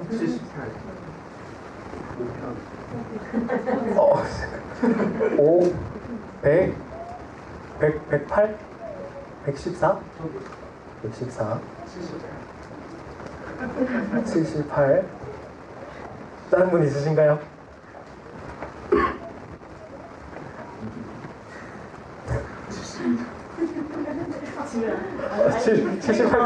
78편 안 하겠습니다. 마음이 취업됐습니다.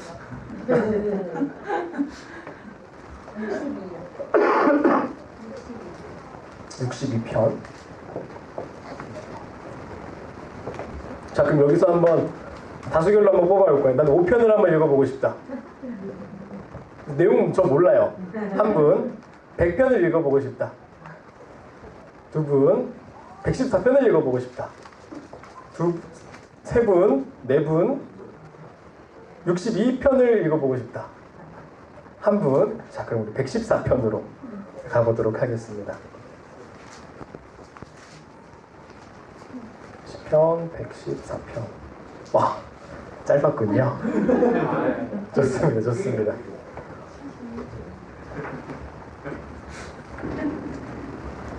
자, 그럼 제가 다시 한번 이게 시간을 드릴게요. 한 5분 정도 시간을 드릴 테니까 114편을 충분히 이제 한번 읽어보시고 묵상해 보시고 여기서 나타나는 감정의 흐름이 어떻게 되어 있는가 그리고 무엇을 반복하는가를 한번 잘 생각해 봤으면 좋겠어요.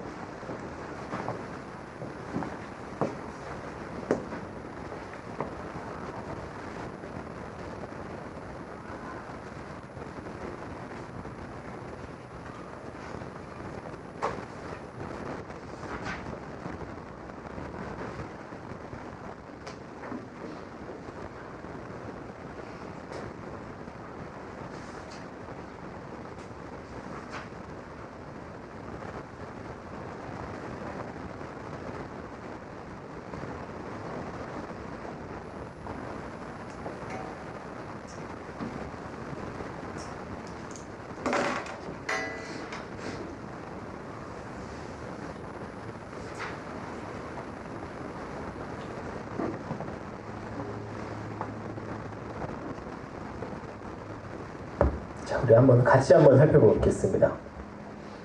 자, 여러분 여기서 반복되는 형태들이 나오나요? 네. 그쵸. 전형적으로 정말 보면 너무 잘 고른 것 같아요. 아까 말했던 평행법이 계속 나와요. 여기 보세요. 1절에도 보시면은 이스라엘의 애굽에서 나오면, 그리고 야곱의 집안의 언어가 다른 민족에서 나올 때 결국 같은 얘기잖아요. 출애굽. 그 뒤에 얘기도 야곱의 집안이 이스라엘이니까 언어가 다른 민족 애굽에게서 나올 때 출애굽. 똑같은 얘기를 표현이 다르게 반복하는 거예요. 2절도 마찬가지입니다. 유다는 여호와의 성소가 되었고 이스라엘은 그의 영토가 되었다. 요거는 조금 비슷한 개념인데 한번 다시 반복하는 거죠.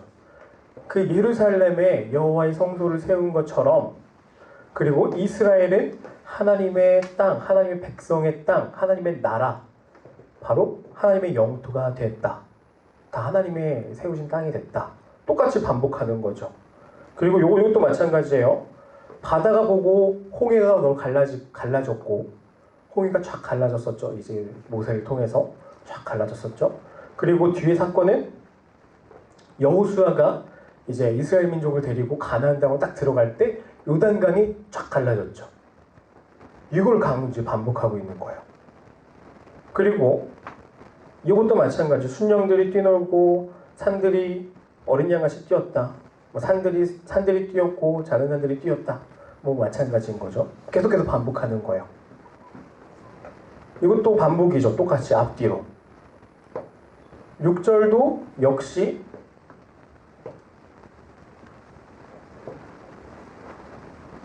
마찬가지죠. 반복하는 거 양쪽으로 평행 구조로 계속 반복하고 있습니다. 그리고 7절 역시 7절은 조금 다르네요. 7절은 평행 구절은 아니에요. 그리고 마지막 구절 8절 역시 평행 구절인 거죠. 모세가 이제 바위를 쳐가지고 샘물을 나게 한 것 같은 그 사건. 근데 결국 이 이야기에, 자 이제 평행 구조를 좀 봤으니까 이 이야기에서 반복하고 있고 하고 싶은 얘기가 뭘까요? 일단 반복해서 하고 싶었던 얘기가 뭘까요?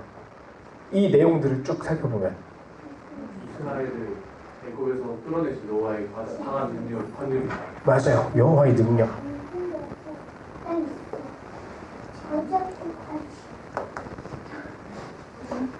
여호와의 능력.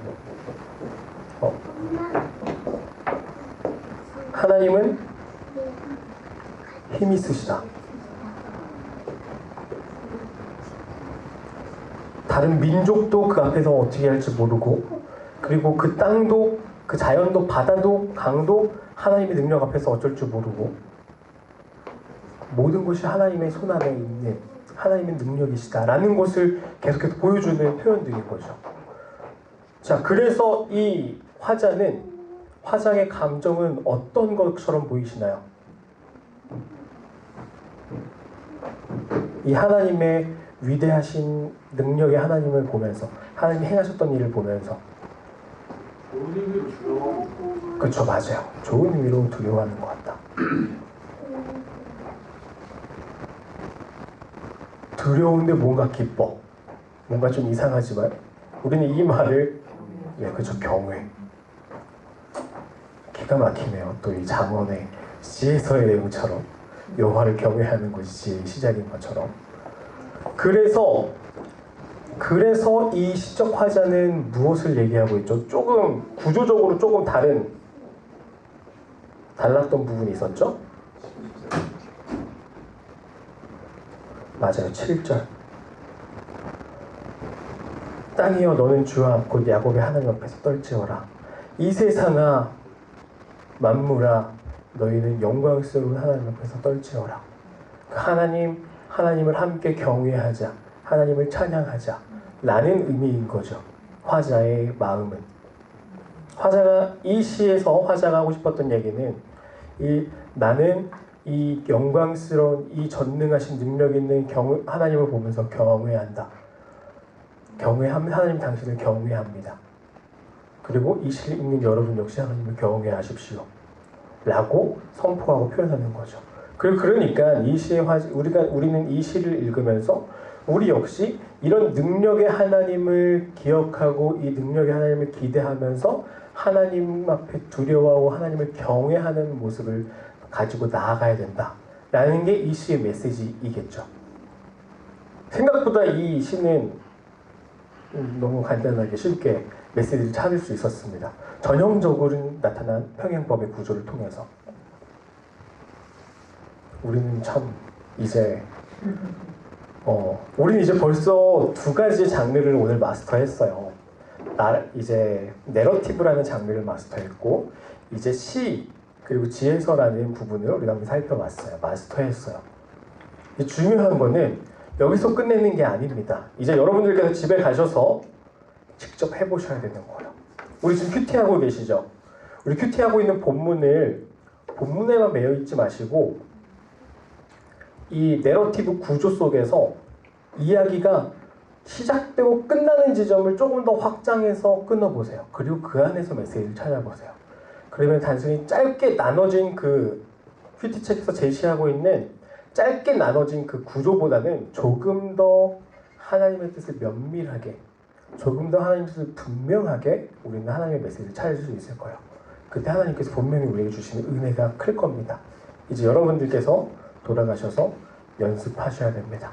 그 다음 주에 우리는 이제 이 내러티브와 시, 지혜서를 끝냈고 다음 주에는 예원서와 묵시, 신약의 묵시를 같이 이어서 볼 거고 그리고 내러티브와 비유 그리고 서신서를 쭉 이제 하나씩 쭉 다루면서 이제 이 해석학 세 번째 강의를 진행해 보겠습니다. 여러분 오늘 다 고생하셨고요. 꼭 가셔서 여기서 끝내지 마시고 여기서 끝내지 않는 게 중요해요. 제가 몇 번 강조하고 있죠. 반복하고 있죠. 중요한 이야기다. 꼭 스스로 성경을 읽으시고 그 메시지를 찾길 바랍니다. 고생하셨습니다.